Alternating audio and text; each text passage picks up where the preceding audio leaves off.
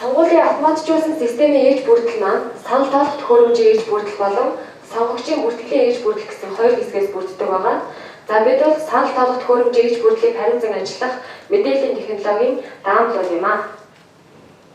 За санал тоолох төхөөрөмжийн ээж бүрдэл маань санал тоолох төхөөрөмж, саналын хайрцаг, за өгөгдөл дамжуулах модем, нөөц батарей болон сорогзомдлохоор сейф карт гэсэн бүрдэл хэсгүүдээс бүрддэг байгаа. За санал тоолох төхөөрөмжийн үндсэн үүрэг нь саналын хуудсыг таньж уншина. За саналын хуудсны зурган мэдээллийг хадгална. За саналыг тоолно, тайлан хэвлэнэ, дүнг дамжуулна. За ийм үүргийг гүйцэтгэдэг төхөөрөмж. За харагдах байдлыг харуулж байна. За санал тоолох төхөөрөмжийн тэжээлийн залгуурыг харуулж байна. За өгсөрсөн байгаа байдал нэмэр. За нийслэл ашиглагддаг саналын хайрцаг болон санал тоолох төхөөрөмжийг өгсөрсөн байгаа байдлыг харуулж байна. За энэ бол орон нутагт ашиглагддаг саналын хайрцаг байгаа. За өгөгдөл дамжуулах модем нь Logicom мэдээллийн сэм ордог Surgalt гэх модем байдаг. За мөн G-Mobile-ийн сэм ордог NPR гэсэн модемыг ашиглан өгөгдлөө дамжуулдаг байгаа. За санал тоолох төхөөрөмжийн нөөц хичээл байна. За санал тоолох төхөөрөмжийг ажиллуулахдаа соронзон түлхүүрийн хамт ашигладаг. За соронзон түлхүүр маань санал тоолох төхөөрөмжийг асааж унтраахад тайлан хэвлэхэд ашиглагдана. Мөн санал хураалтыг нэрж хаах код хийхэд ашиглагддаг. Ийм үүрэг гүйцэтгэдэг түлхүүр байгаа. За мөн сейф карт болон сейф картын оролтын өөрөөлийн хэсгийг харуулж байна. Уртын хоёр хэсэгт ингээд байрлаж ажилладаг. Санал хураалтыг дүн саналын хуудсны зурган файлыг хадгалах зорилготой сейф картууд байдаг байгаа. За мөн санал тоолох төхөөрөмжийн дагалдах хэрэгсэлд уртасгагч залгуур, карт уншигч, принтерийн цаас, хуванцар болон тууцын лацнууд, за тэгээд санал тэмдэглэх үзэг, цэвэрлэгээний хуудас болон спирт агуулгаддаг. За уртасгагч залгуурыг харуулж байна. Тогны залгууртайгаар холбож ашиглана. За сонгогчийн бүртгэлийн зөөврийн командт саналын хуудасны зурган файлыг хуулбарлах ашиглах карт уншигч байна тийм ээ. За мөн принтерийн цаас, за хуванцар болон тууцын лацнууд, за тэгээд санал тэмдэглэх зорилттой үзэг байгаа. За санал тоолох төхөөрөмжийн ээж бүрдэл дагагдаж ирсэн буюу яг төхөөрөмжийн ээж бүрдэлд хамт ирж байгаа энэ үзгээр саналын хуудасны тэмдэглэгийг хийн. Энэ нь одоо яг тусгай зорилтын спиртийн агуулгын өндөртэй хурдан хатдаг ийм үзэг байдаг. Өөр үзэг ашиглахыг бол хоригддог байгаа. За ингээд цэвэрлэгээний хуудас болон спирт санал тоолох төхөөрөмжийн ээж бүрдэлд дагагдаж ирдэг. За ингээд төхөөрөмжийн ээж бүрдлийг хайрцагт байрлуулсан байгаа байдлыг харуулж байна. За үүнийг хараад эргээд нөгөө саналын хайрцаг ухсрахтаа энэ байдлын дагуу хийж санал тоолох төхөөрөмжөө хайрцаглах нэ.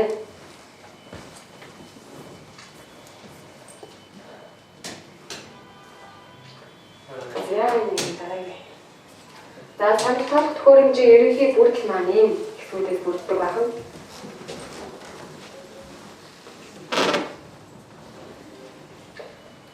За санал тоолох төхөөрөмжийг санал хураалтад бэлтгэх буюу сонгуулийн өдөр даамал маань юу вэ гэдэг талаар хэлцгээе.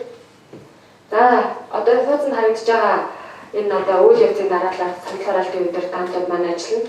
За санал хураалт эхлэхээс өмнө буюу 7 цагаас өмнө саналын хайрцаг болон ээж бүрдлийг өгсөрч бэлдсэн байна. За саналын хайрцагийг өгсөрч бэлтгэхдээ хэсгийн хорооны бүрэлдэхүүн болон ажиглагч нарт хоосон хэсгийг шалгуулж тайлбарлаж ярьж байна. За тэгээд санал тоолох төхөөрөмжийг асаахад одоо санал тоолох төхөөрөмжийн хамгийн түрүүнд огноо зөв гэдэг огноогоо асуудаг байгаа.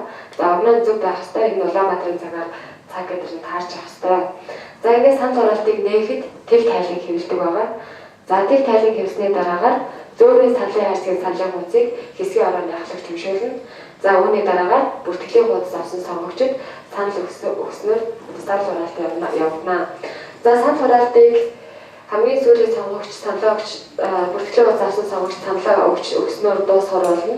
За энэ маань 22 цагт бүртгэлийн компьютерийн одоо бүртгэлийн хуудас гараад дуусаад өөрөөр хэлбэл саналын хуудас авсан сонгогч саналаа өгнө гэхээр улсын бүртгэл 22 цаг таанах гэсэн биш, даамлууд бол 22 цагт гэсэн үг бол биш. Бүртгэлийн хуудас авсан сонгогчийг саналаа өгүүлж дуусны дараагаар санал хураалтыг хаана. За санал хураалтыг хаасны дараагаар үр дүнгийн тайлыг хэвлэж өгнө. За энэ бол одоо тухайн хэсгийн орон дээр хэдэн санал авсан бэ гэдэг тийм тайлан. За энэ тайлангаа одоо ажиглагч болон хэсгийн орондоо хангалттай тоогоор хэвж өгөхийг анхаарах хэрэгтэй. За ингээд сал хураалтынхаа дүнг дамжуулаад модем ашиглан дүнгээ дамжуулна. За ингэснээр ингээд хөрөмж амтраагаад сал хураалтын одоо зурган мэдээллийг хуваалцарлан өгснөөр ингээд мэдээлэл технологийн даавлыг хийх ажил ингээд дуусгая. За ерөнхий яг энэ нэвцээг л нэг өдөр ингээд хийхин тулд бид одоо ингээд сургалтанд хандж байна гэсэн үг. За саналын хайрцаг угсрахтаа юуг анхаарах хэрэгтэй байдаг вэ гэхээр саналын хайрцаг хоосон хэсгийг ажиглагч болон хэсгийн орныхондоо тайлбарлаж харуулж иж угсарна. За тэгээд нарны шууд тусгал тусгүй газар байрлуулах хэрэгтэй хэсгийн орныхоо. За мөн хэвсэн дээр бол байрлуулж чадаггүй санал тоолох хөрөмжийг. За мөн сүл тэмдэгэн урагшаа харсан хэсгийг шалгах хэрэгтэй байдаг. За туслах тасалгааны лац гэдэг энэ голын гар ажиллагааны шилжүүлэх тохиолдолд ашигладаг энэ нөөц тасалгааны лацыг хөндлөдөөгүй хэсгийг нь шалгах хэрэгтэй. За нийслэлд бол одоо нөгөө лацаа наагаагүй байгаа тэрийг нэг лацыг нь иж бүрлээсээ лацаа аваад наана гэсэн үг.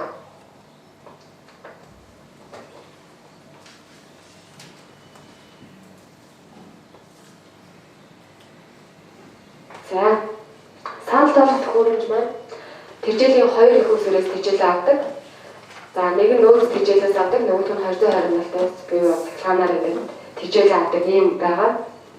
За нөөц тэжээлийн одоо оттын хэсгийг харуулж байна.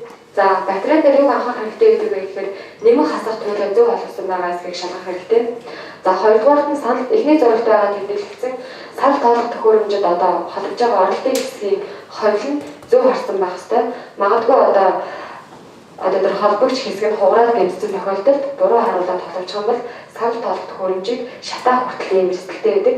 Тэгэхээр нэмэн хасах туйлаа болон санал тоолох төхөөрөмжөд орж байгаа хэсгийн оролтыг зөв холбож байгаагүй юу гэдгээ маш сайн шалгах хэрэгтэй гэсэн үг. За энэ болохоор 220 цахилгааны хөөсөрөөс тог орох хэсгийг харуулж байна. 2 дугаар зурагт харуулсан байгаа. Дугуй ууланаар тэмдэглэгдсэн. Тэнд тогийн залгуур маань холбогдох нь. За мөн хувиргагчийг ашигладаг байгаа. Хэсгийн хорооны одоо аль хэсэгт санал тоолох төхөөрөмж байх нь. За тэгээд тогны их усүр маань яг одоо сонгогчдын хөл дагуу байна уугүй юу гэдгээс шалтгаалаад цахилгааны их усүрээ найдвартай болгох хэрэгтэй. Магадгүй шалан дээр нь бэлгэж скотчдох. За холбогч кабелийг хооронд нь сайн залгах. За хооронд нь сайн скотчдож бэлгэх буюу цахилгааны ямар нэгэн доголдол гарахгүй байх нөхцөл боломжийг дааmal маань бүрдүүлж ажиллах хэрэгтэй. За ингээд санал тоолох төхөөрөмжийг холбосон байгаа, хөсрөгдсөн байгаа бэлэн байдлыг харуулж байна. Та бүхэн одоо дарлагын хэрэгтэй саналын хайрцагаа угсрахаас ахуулаад санал тоолох төхөөрөмжөө бүгдийг нь холболтыг нь хийж үзэн. За үүнийг ингээд зөв байрлуулсан байх хэрэгтэй байна.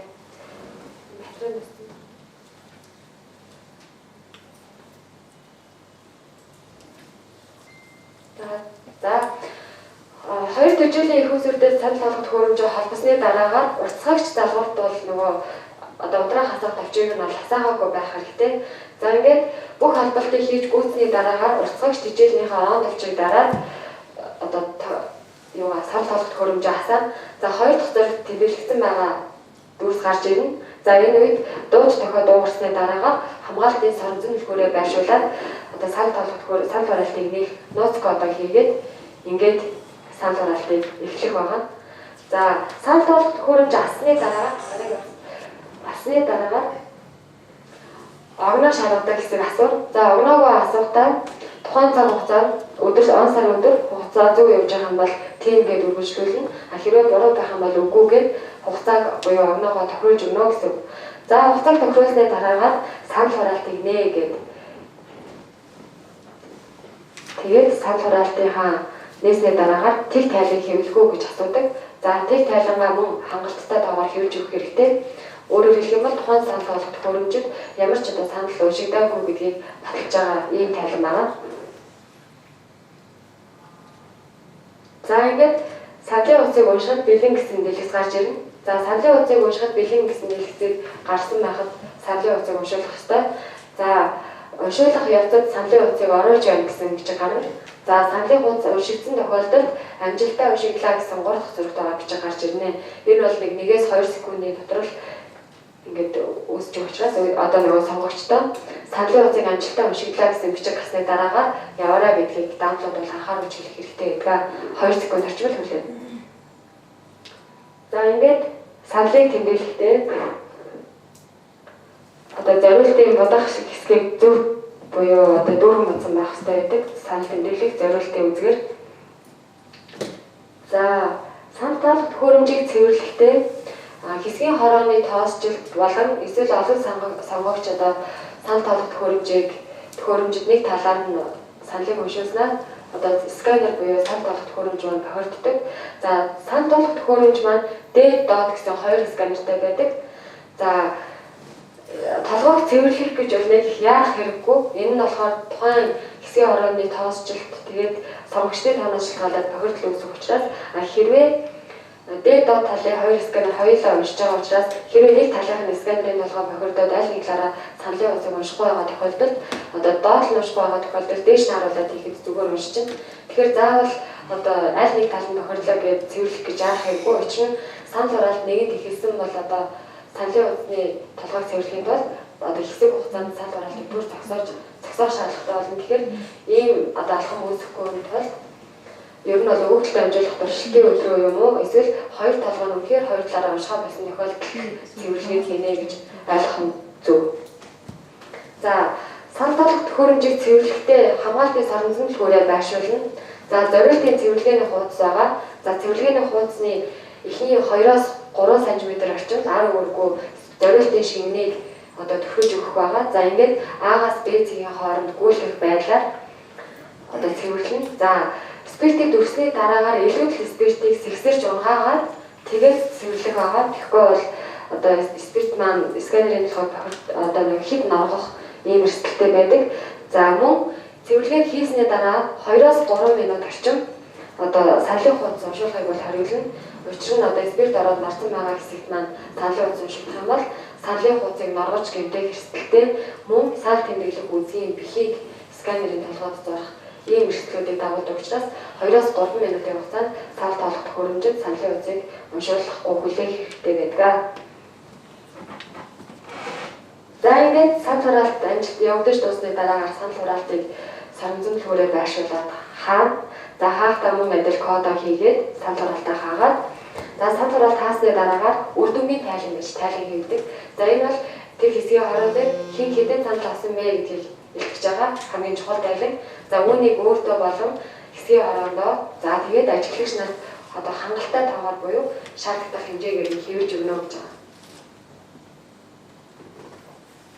За ингээд дүнгийн тайлангаа хэвлэсний дараагаар санал хураалтынхаа дүнг дамжуулна. За дүнг дамжуулахдаа нийслэлд бол Mobicom мэдээллийн схем ордог Selco-г энэ зургт үзүүлсэн байгаа модемыг ашигладаг. За G-Mobile мэдээлэлгүй.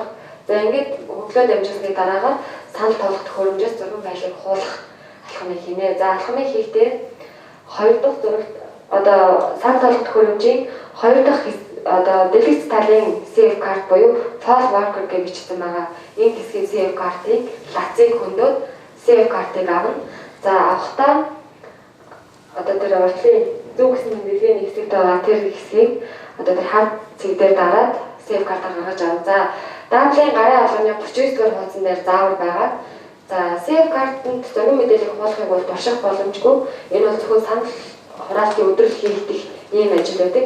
Иргэний бүртгэлийн ноутбукн дээр зориултын тусгай програмыг суулгаж өгсөн байна. За гарын алганы 39 дугаар хуудсанд байгаа заагийн дагуу ажиллахад энэ зургийн мэдээллийг компьютер руу хуулах, эргээд зэдийн шаарч өгөх алхмуудыг гарын алган дээр оруулаад өгчихсөн байгаа. Ердөө дэлгэцэн дээр ерөөсөө 2 фолдер байгаа. ICB-1 гэсэн 2 фолдер. За save card-аас зургийн мэдээлэл гаргаж авах, эргээд CD-д шарах ийм 2 параграф 2 фолдер байгаа. Хэрвээ нэг хэсгийн хооронд 2 санал тоолох төхөөрөмж ашиглаж байгаа бол ICB-1 2 гэсэн фолдер 2 дахь хөрөмжийн тос бүрийн зургийн мэдээллийг хуулж агуулна. За мөн эргээд CD-д шарж өгөхдөө хоёулын яхын ингээд шарж өгөх зорилготой ийм параграфыг сонгогчийн бүртгэлийн компьютерт суулгаад өгөө явуулчихна. Энийг бол санал хураалтын өдрөл хийнэ. За ингээд санал тоолох төхөөрөмжийг унтраагаад зургийн мэдээлэл хуулж өгөө санал тоолох төхөөрөмжийг унтраагаад мэдээлэл хэлбэгийн багтаа санал тоолох төхөөрөмжөө хүлээлгэж өгснөөр даамлуудыг хийх ажил дууснаа. За эдгээрийг хийхэд ямар асуудлууд гарч болох вэ? За түүнийг хэрхэн шийдвэрлэх вэ гэдэг талаар ярилцъя. За санал тоолох даамлууд маань 3 удаа төхөөрөмжтэй ажиллаж байгаа. Эхний удаа болохоор сургалтын дээр санал тоолох төхөөрөмжтэй бие дааж дадлага хийн. За 2 дахь удаага болохоор өвөгдөлт амжилах туршилтын өдөр гэж хэлдэг. Энэ нь сургууль буюу санал хураалтын өдрөөс 3-5 хоногийн өмнө зохион байгуулагддаг байгаа. Хэрвээ 24 өнөх юм бол 19 гэмүү 20-нд ингээд өвөгдөлт амжилах туршилтын өдөр гэж хэлнэ. За мэдээлэл технологийн даамлууд мэдээлэл технологийн багаасаа санал тоолох төхөөрөмж түүний эрж бүрлийг хүлээн авсан байна. За ажиллах хэсгийн хороодууд дээр санал тоолох төхөөрөмжөө авч иж байршуулна. За өвөгдөлт амжилах туршилтын өдөр бол яг санал хураалтын өдөр буюу сонгуулийн өдөр шиг ийм ажил хийж дуршдаг ийм өдөр байдаг. За өвөгдөлт амжилах туршилтын өдрийн маань гол зорилго нь болохоор тухайн санал тоолох төхөөрөмж гэтлгүй хүргэсэн хэсгийг шалгах. За тэгээд зөв хэсгийн хороод хүргэсэн хэсэг. За тэгээд төхөөрөмжийн хэвийн ажиллагаа болон дүнгээ хэрхэн дамжуулж байгааг шалгах. За тэгээд мэдээллийн технологийн даамлыг дадлгажуулах зорилгоор өвөгдөлт амжилах туршилтын өдөр гэж хэлдэг. За даамлуудын анхаарах ёстой нэг зүйл нь болохоор өвөгдөлт амжилах туршилтын өдөр болон санал хураалтын өдөр өөрийнхөө хийж байгаа ажлыг маш сайн тайлбарлах хэрэгтэй. Та бүхэн бол санал тоолох төхөөрөмж хийж бүрлийг хариуцсан ажиллах мэдээллийн технологийн даамлууд зориултын сургалтанд суугаад гэрчлэгийн үнэлгээ авч байгаа ийм эрхтэй хүмүүс. Тэгэхээр та бүхэн л санал тоолох төхөөрөмж түүний ээж бүрлийг хариуцаж ажиллах биш өөр хүмүүс та бүхний ажилд хөндлөнгөөс оролцох, гар бие оролцох, болон хөндлөнгөөс оролцох бол ингээ хориотой. Тэгэхээр та бүхэн өөрсдөө л яг ийм зүйлээ бие дааж хийнэ гэсэн. Тэгэхээр хэсгийн хорооны ажилчид болон ажиглагч нарт ойлгомжгүй байдал үүсгэхийг сэргийлэх зорилгоор алхмуудаа маш сайн тайлбарлаж явах хэрэгтэй. Хэрвээ саналын харьцаа босрохж байгаа бол за би одоо ингээд саналын харьцаа босрох гэж байна. За одоо ингээд саналын харьцаг маань хоосон байна хараарай тий. За би одоо ингээд лацнуудаа наалаа. За би төхөөрөмжөө суйлууллаа. Одоо би төхөөрөмжөө асаалаа. За одоо ингээд төхөөрөмж маань саналын утас уншихад билээ. Ингээд алхмуудаа тайлбарлаад явчих юм бол үйл ойлголцол бол үүсэхгүй тийм ээ. Тэгэхгүй бол ингээд бороо хараад ямаа хийгээд юу хийгээд байгаа нь мэдэхгүй ингээд байх юм бол хүмүүс юу хийгээд байгаа нь мэдэхгүй ойлгомжгүй байх учраас магадгүй тэр хүмүүс таны ажилд хөндлөнгөөс гар бие оролцоход босоод ирэх юм тий. Бүр ингээд хажууд зэрэгцээд ирэх магадлалтай. Тэгэхээр өөрөө хийж байгаа ажлаа маш сайн тайлбарлаад үүнийг ингээд хамгаалж хэлж мэддэг байх хэрэгтэй. За энэ бол ингээд бас хуулиуд дээр ороод ирсэн байгаа дараагийн хичээлдээ илүү дэлгэрэнгүй яригдана. За өвөгдөлт амжилах туршилтын өдөр өвөгдөлт амжилах туршилтын өдрийн заавар гэсэн зааврыг давхар явуулдаг. За тэр заавар маань давхар ингээд тэмдэглэгээ хийх хэсэгтээ яг тэр тэмдэглэгийг алхамаар нь хийгээд чеклээд явна гэсэн. За тэгээд тэрийг чеклээд явсан тохиолдолд өөр зүйлийг нэмж хийх. За тэгээд туршихыг бол хориглоно. Тухайн заавар дээр байгаа юмыг л хийх гэсэн үг. За тэгээд энэ өдөр анхаарах хамгийн чухал зүйл нь яг жижиг хэмжээнд бага хэмжээний санал хураалт буюу жижиг хэмжээний сонгуул явуулж байгаа гэсэн үг шүү дээ. Яг санал хураалтаа нээгээд саналын хуудас уншуулад өгөөглөө дамжуулаад бүх зүйлийг хийж үзэн туршиж байгаа учраас за тэгээд саналын хуудасыг уншуулсан учраас энэ өдөр тэглэг гэдэг зүйлийг хийдэг. Өөрөөр хэлэх юм бол уншуулсан саналын хуудасаа тэг болгож байна гэсэн үг. За ингээд тэглэг гэдэг зүйл зөвхөн өвөгдөлт амжилах туршилтын өдөр хийгддэг ийм чухал зүйл учраас үүнийг бол мартаж болохгүй. За бас ганцхан өвөгдөлт амжилах туршилтын өдрөөр хийдэг ийм ажиллаа гэдгийг ойлгох хэрэгтэй. За ингээд дүнгээ дамжуулсны дараагаар тэглэнэ гэдгээ сайн мэдж байгаа хэрэгтэй. Хэрвээ тэглээгүй тохиолдолд санал хураалтын өдөр тухайн төхөөрөмжид чинь саналын хуудас уншигдсан юм шиг ийм болж магадaltaй учраас үүнийг сайн анхаарах бас мартахгүй байх хэрэгтэй. Ер нь бол тэр заавар дээр байгаа зүйлийг алхамаар нь хийж эхлэх болно гэсэн. За төхөөрөмж асахгүй байх дараах тохиолдлууд байна. Сүл тэмдэг буюу совь тэмдэг маань удаан хугацаанд асах. За тэгээд алдааны мэдээлэлтэй ийм дэлгэц гараад байх юм бол санал тоолох төхөөрөмжийн CF карт зөөвөрлөлтийн явцад бол хөндөрсөн байх юм магадaltaй байдаг. За үүнийгээ мэдээллийн технологийн багийн ажилтнууд за эсвэл мэдээллийн технологийн төв рүүгээ мэдэгдэж засварлуулах ийм боломжтой байдаг. За мөн дэлгэцээр харахад ямар нэгэн хариу үзүүлэхгүй дэлгэц маань мэдрэхгүй байх юм бол дэлгэц мэдрэгч дэлгэцнийхээ тохиргоог хийх хэрэгтэй байдаг. За Мэдрэгч гадаргуун тохиргоо хийхдээ санал болгох төхөөрөмжийг унтраагаад асаах хэрэгтэй. За асаахтаа одоо төхөөрөмжийн урд байгаа 2 тавчиг улаан байгаа 2 тавчиг зэрэг дараад тэгээд асаа. За асаахад одоо 2 дугаар зурагт байгаа дэлгэц гарч ирнэ. За ингээд 3 4 дугаар зурагт байгаа тодорхойлох цэг дээр нарийн зүйлээр давж өгснөөр мэдрэгч гадаргуун тохиргоо хийдэж байгаа. Өөрөөр хэлбэл энэ чинь нөгөө торч скэнтэй тэгэхээр ингээд торчны тохиргоо хийж гинэ гэсэн үг. За соронзон түлхүүрээр бас 2 төрлийн алдаа гардаг. За соронзон түлхүүрийг дутуу буюу буруу байршуулснаас болоод алдаа зарж болно. Мөн нэг хэсгийн орон дээр 2 санал тоглох төхөөрөмж хариуцан ажилладаг бол одоо хоорондоо түлхүүрүүд нь таахгүй үүнийгээ сольж бас ашиглаж болохгүй гэсэн үг. Тэгэхээр ийм 2 төрлийн алдаа түлхүүр дээр бол гардаг байна. За огног тохируулахдаа түрүү хэлсэн он сар өдөр цаг минутыг нэг бүрчлэнгээр асуун. За тэр нэмэх хасах тэмдэг дээр байгаа гар одоо дээшээ доошоо болгоод нэмж хасаад огноогоо тохируулаад явчихна. За энэ тохиргооны мэдээлэл гарын аврал дээр бүгдийн дэлгэрэнгүй оролцсон учраас тохиргооны мэдээллүүдийг бол ингэж тавьчихъя. За санал тоглох төхөөрөмж маань нийтдээ 4 төрлийн тайланд хэвлэдэг байгаа. За санал хураалтыг нээхэд тэг тайланд хэвлэдэг. За хэрвээ санал хураалтын дундуур тухайн төхөөрөмж гэмтдэг эсвэл ундарч чадсан тохиолдолд төлөвийн тайланд хэвлэгддэг. За санал хураалтын явцад санал хураалтыг хаасны дараагаар санал хураалтын үр дүнгийн тайланд хэвлэдэг. За энэ бол нөгөө ажиглагч нарт олон тоогоор шаардлагатай хэмжээгээр хийж өгч болно гэдэг байгаа тайлан. За ингээд дүн дамжуулсны дараагаар одоо дүн дамжуулалтын тайлан хэвлэдэг. Ийм 4 төрлийн тайлан хэвлэдэг. За гарч байгаа тайлангууд дээр даамлууд өөрсдөө гарын үсгээ зураад хэсгийн орооны хахлагчд өгнө. Хэсгийн орооны хахлагч мөн гарын үсгээ зураад холбогдох хүмүүс нэгээд өгөө явдаг байгаа. За гарч байгаа тайлан болгоно даамл өөртөө заавал нэг хэвийг авч үлдэнэ. За санал хураалтын явцад саналын хуудсыг уншихгүй байх дараах тохиолдол байна. За тодорхой бус тэмдэглэгээ буюу одоо тодорхой бус тэмдэглэгээ хийсэн тохиолдолд мандатын тооноос илүү болон дутуу тэмдэглэсэн тохиолдолд за тэгээ гэмтэлтэй саналын хуудас байгаа бол за өөр төрлийн болон хүчингүй саналын хуудас бол уншихгүй. За ингээд сканер бохирдсон бол санал тоглох төхөөрөмж маань саналын хуудсыг уншихгүй буцаагаад байна.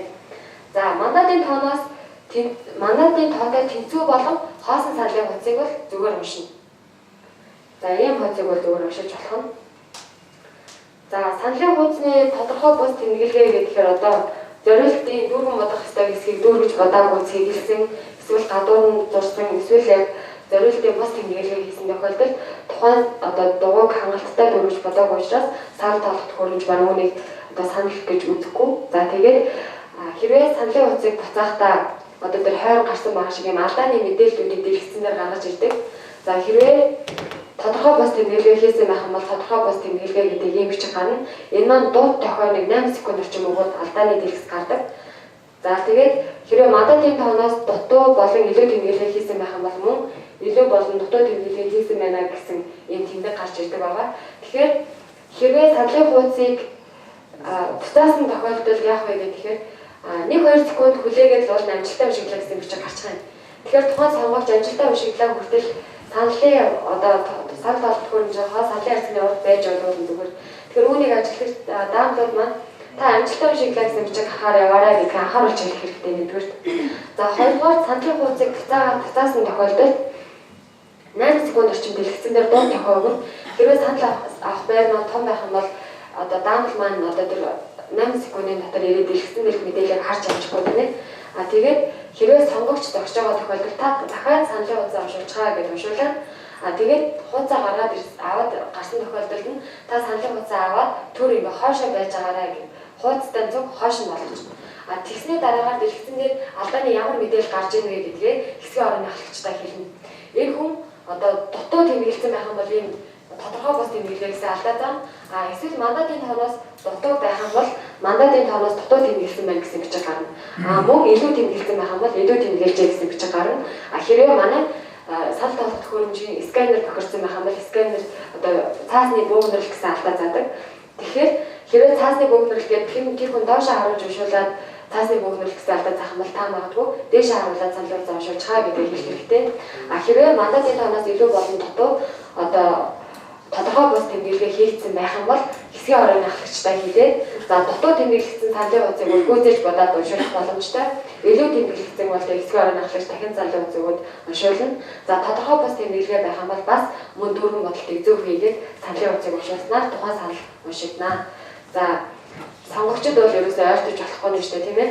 Өөрөөр нь саналын утсыг уншуулаад арчааж нахуулаад явна гэсэн. За энэ тохиргооны мэдээлэлүүд даамлын гараа алгадаар орсон байгаа учраас үүнийг үстэй амшаад танилцчаарай. Сканерийн толгой зөвлөгийг түрүү ярьсан тийм ээ. За өвдөд амжуулах дээр модем дээр энэ зүйлийг анхаарах хэрэгтэй. За бидний ашиглах модем бол энэ Cisco гэдэг энэ модем байгаа. За холбогч кабелийн цэнхэр үзүүлэлттэй хэсэг нь одоо модемда шар толгойтой хэсэг нь болохоор төхөөрөмжтэй ордог. Хэрвээ холболтыг буруу хийсэн тохиолдолд өгүүлэлт амжихгүй. Тэгэхээр холболтынхаа бас холболтоо зөв хэсгийг бас анхаарах хэрэгтэй гэсэн үг. За өгүүлэлт амжуулахад нэг 5-аас 10 минут бол зарцуулагдана тухайн сүлжээнээс шалтгаалаад. За тэгээд төхөөрөмжтэй модем холбосон тохиолдолд тэр дээдлийн ногоон гэрэл асах байгаа. За тэгээд сүлжээгээ таньж байгаа үед тэр сүлжээний зурагтай ногоон улаан гэрэл амжина. За ингээд өгүүлэлт амжуулж байхдаа тэр доор хамгийн доор байгаа хоёр тийш харсан сумтай тэр юу гарна. Шар гэрэл амждаг байгаа. Одоо энийг та бүхэн дадлага дээр бас хийгээд үзчих боломжтой. За ингээд санал толгох дүнгээд амжуулаад санал толгох хөрөмжөө унтраагаад тэгээд зургийн мэдээлэл хуулж өгнө. За тэжээлийн хүүсүүдээр бас нэг анхааруулах зүйл байдаг. За тэр дугуй улаанаар тэмдэглэгдсэн байгаа гэсэн индикаторын зургийг сайн харж байгаа хэрэгтэй. Хэрвээ цахилгааны хүүсүүдээс салсан тохиолдолд одоо санал толгох хөрөмж маань одоо тэр нөөц тэжээл буюу батарейны зураг гарсан байж байна. Яг зөвдөө бол тэр залгуурны зураг гарсан байх хэвээр. Энэ ингээ хоёр тэжээлээс хоёулангаас нэг хүүсүүрээ авч яана гэсэн. Хэрвээ батарейгаараа явж байгаа дундорчих юм бол бас асуудал үүснэ тийм ээ. Тэгэхээр яг одоо хоёр тэжээлийн хүүсэр маань бүгд холбоотой байна уу буюу гэдгээс анзаарч харж явах нь зөв юм аа. За хөдөө байгуулалт дээр бол одоо мотор хүртэл ашигладаг байгаа. Нийслэлд бол гайгүй тийм. За ингээд тохиргооны хэсгүүдийг бол авчихв. Гарын албадаар бүр нэг хүчтэй орсон байгаа ч бидэрийг уншаад хэрэггүй байна. За принтерийн алдаан дээр тайлбар хэвлэх команд өгөхөд тайлбар хэвлэхгүй байх магадaltaй байдаг. За тэгэх юм бол тэр сум заагаад авсан байгаа тэр урдлын ногоон хэсгийн одоо тэр гадуур маань тэгшин байх хэрэгтэй байдаг. Хэрвээ энэ нь ингээд хөндөрч гисэн байх юм бол урдлын буйны дотор байгаа ногоон гэрэл маань амжиж явдаг байгаа. Энийг анхаарах хэрэгтэй. Энэ нь тэгшин байх хэрэгтэй тэр хоёул. Ногоон гэрэл нь амжихгүйгээр асж байгаа юм бол зүг байна гэсэн. За үүнийг дадлага дээр хийж үзээд бас принтерийнхаа цаасыг солиод үзчих хэрэгтэй. Цаас солих алхмуудаас гадаалын гараад тэр өөрийг нь өөрөөсөө бие дагаад хийгээд үзчихвэл илүү ойлгомжтой байдаг. За тохиргооны мэдээллүүдийг алгасаа. За одоо ингээд сонгуулийн автоматжуулсан системийн хууль хэрэгцээ орчны талаар маань төвшин хэлбэлэх гинэ.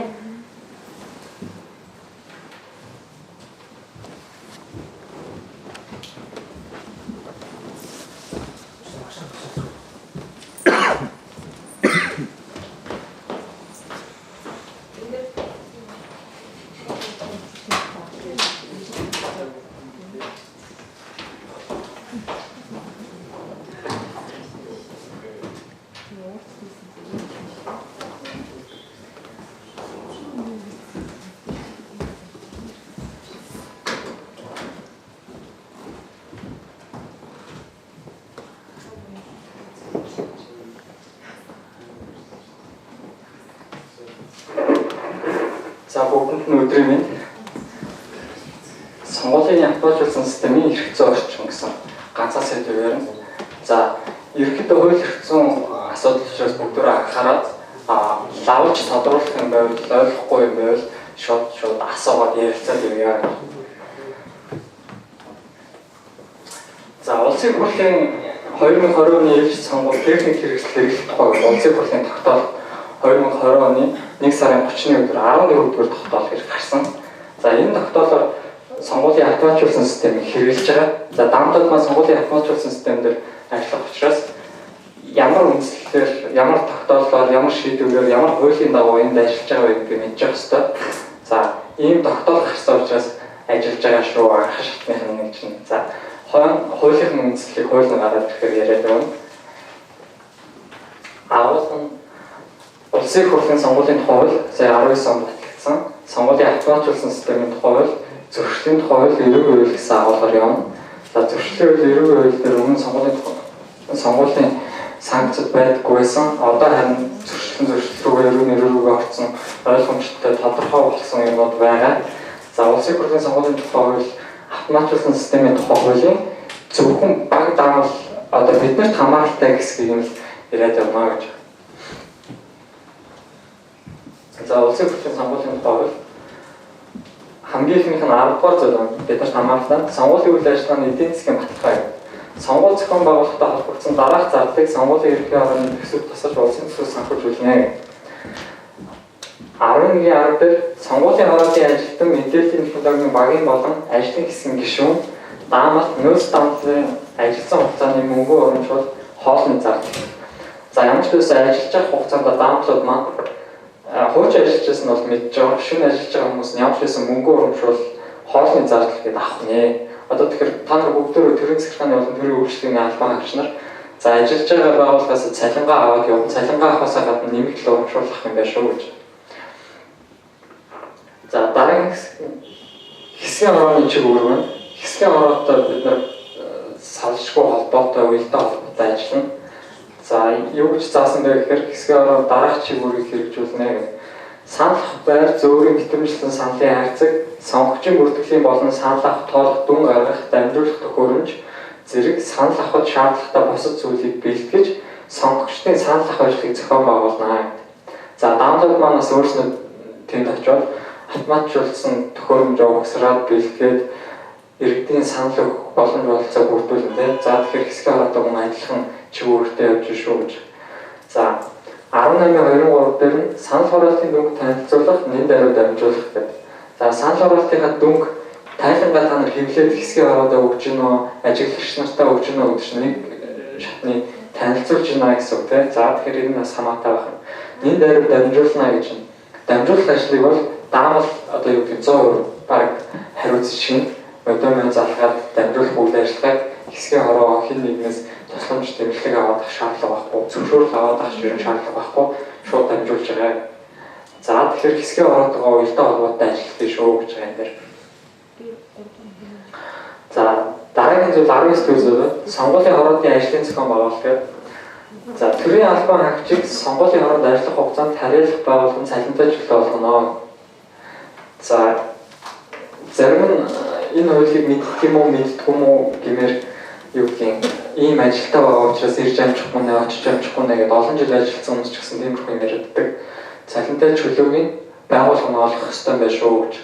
Та нар энэ зах зээлтээ мэдж байгаа учраас одоо мэдж аваад хэлээд үүнээс хойш одоо сонгууль хүртэл альва үйл ажиллагаанд сонгуулийн хорооноос багаас дөрвийн сонгуулийн хорооноос ажиллагaalаа ийм ажил гарсан маргааш тэдэн цагт тэнд бэлэн байж байгааг та нар ажил дээр хэлээд цалинтай чөлөөгөө аваад явж явах юм шүү гэж. За энэ хууль заагаад өгсөн байгаа учраас юу гэдэг улсын хурлын чуулганаар хэлцэгдээд энэ хуулийг өөрчлөгдөд тэгсэн тохиолдолд одоо та нар чөлөө олохгүй байх тийм үндэслэл бараг бүрдэн гэсэн үг. Тэгэхээр та нарыг явуулахгүй хорж цагддаг, мэддэг тийм том дарга марга ирэх мэдлэлтэн гэж байхгүй шүү гэж. За сонгуулийн хорооноос бүрэн эрхийнхээ хүрээнд гаргасан шийдвэрийг тухайн нутагт дэвсгэрдэх бүх байгууллага албан тушаалтын иргэн биелүүлэх бүрэгтэй. Бүрэн эрхийнхээ хүрээнд гаргасан шийдвэрийг биелүүлнэ гэдгийг сайн хэлсэн тийм. За сонгогч шилжих гэдэг 24 дэх зүйлийн нэг байна. Улсын хурлын сонгуулийн тухай хуулийн. За улсын хурлын сонгуулийн тухай хуулиар 2 сарын 1-ээс шилжилт хөдөлгөөн улсын хэмжээнд зогссон байгаа тийм. За шилжиж болох тохиолдлуудыг заасан байна. Сонгуулийн байгууллагын ажилтан, итгэмжлэгдсэн ажилтан, мэдээллийн технологийн багийн гишүүн даамал гэдэг 14 санал ах өдрөөс 14 хоногийн өмнө хүсэлтээ гаргаад шилжээд өөрийнхөө ажиллах хэсэг дээр очиод саналаа өгөх болно шүү гэж. За шилжилт хийхгүйгээр саналаа өгдөг байсан өмнө нь зөөрийн битэмжлсэн саналын харьцаар санал авдаг байсан гэдээ асууад байдаг. Одоо зөөрийн битэмжлсэн саналын харьцаар та нарын саналыг явж авахгүй шүү. Өмнө тэгдэг байсан байж магадгүй гэхдээ одоо тэгхгүй шүү гэж. За Хоёр дахь саналаа өгөх боломж нь нөөц даамал гэдэг угаасаа байгаа тийм. Нөөц даамлыг өөрийнхөө орон бүлтээгээд өөрөө саналаа өгчөд ирж болно баг. Багтайгаа яриад багийнхаа ахлагчтай яриад нөөц даамлаа өгдөөгээд өөрөө яваад саналаа өгч болох байхаа гэж ийм хоёр гаргалгаа шүү гэж. За санал авах байр хугацаа гэж 12 дугаар зүйлээ. Сонгогчийн саналыг Улаанбаатарын цагаар санал авах өдрийн 7 цагаас 22 цаг хүртэл хугацаанд санал авах байранд авна. Санал авах өдрийн 7 цаг санал авах ажиллагаа эхэлнэ. Санал авах ажиллагаа эхэлнэ гэхээр 7 цагт магадгүй хамгийн түрүүний иргэн ирчээд саналаа өгөхгүй зогсож 7 цаг 1-2 минутанд унших боломжтой, саналыг нь авах боломжтой байхыг хэлж байгаа шүү гэж. 7 цагт ирчээд саналт авах төхөөрөмжөд даамтууд манай угсраа зогсож байвал хуулийн энэ хугацааг зөрчилсөн байна гэдэг. Тэгэхээр та нар ажиллаа зохицуулаад тэр нэг туршилтынхаа өдөр хайрцаг хэрэг хугацаанд угсарч ийн, ICP төхөөрөмжийг хэрэг хугацаанд угсарч ийн гэдгийг хараад 7 цагт ер нь тэг тайлангаа хэвлэрээ гэж зөвлөнө.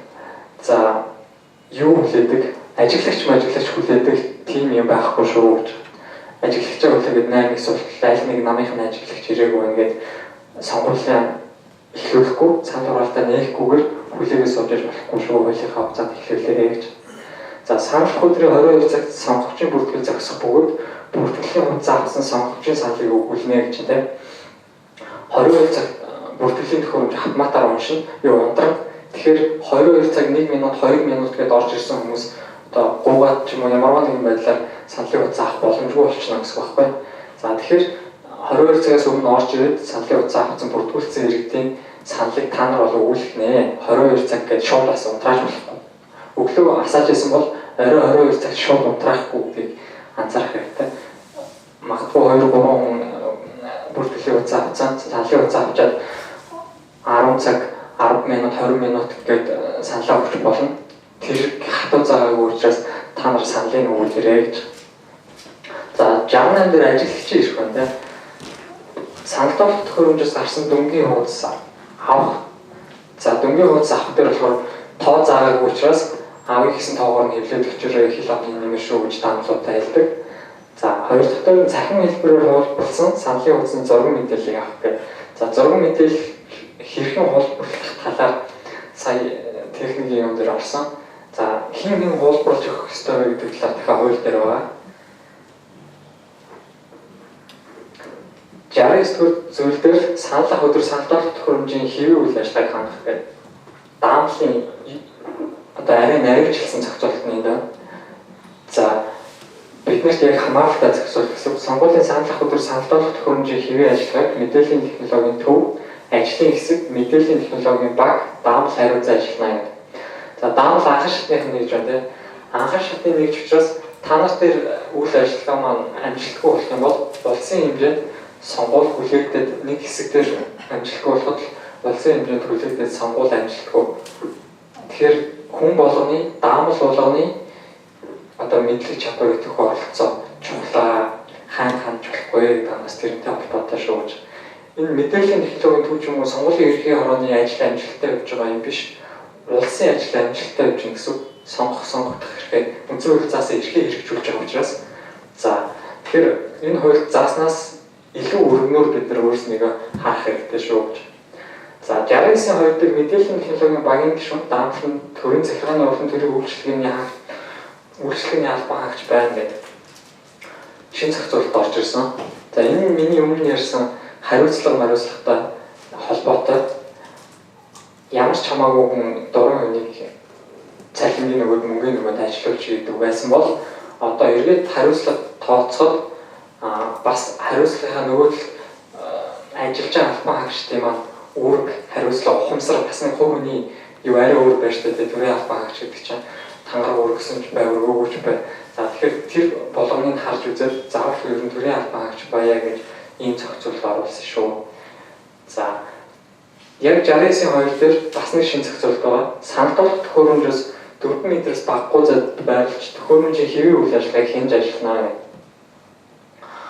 4 метр гэдэг одоо юу гэдэг зай заагаад өгсөн байна. Тэгэхээр тухайн хэсгийн орон дээр ажиллаж байгаа даамлууд маань энэ зайгаа хуйлд 4 м гэж заасан шүү гэдгийг мэдж байгаарэ гэж би хэлж өгч байгаа.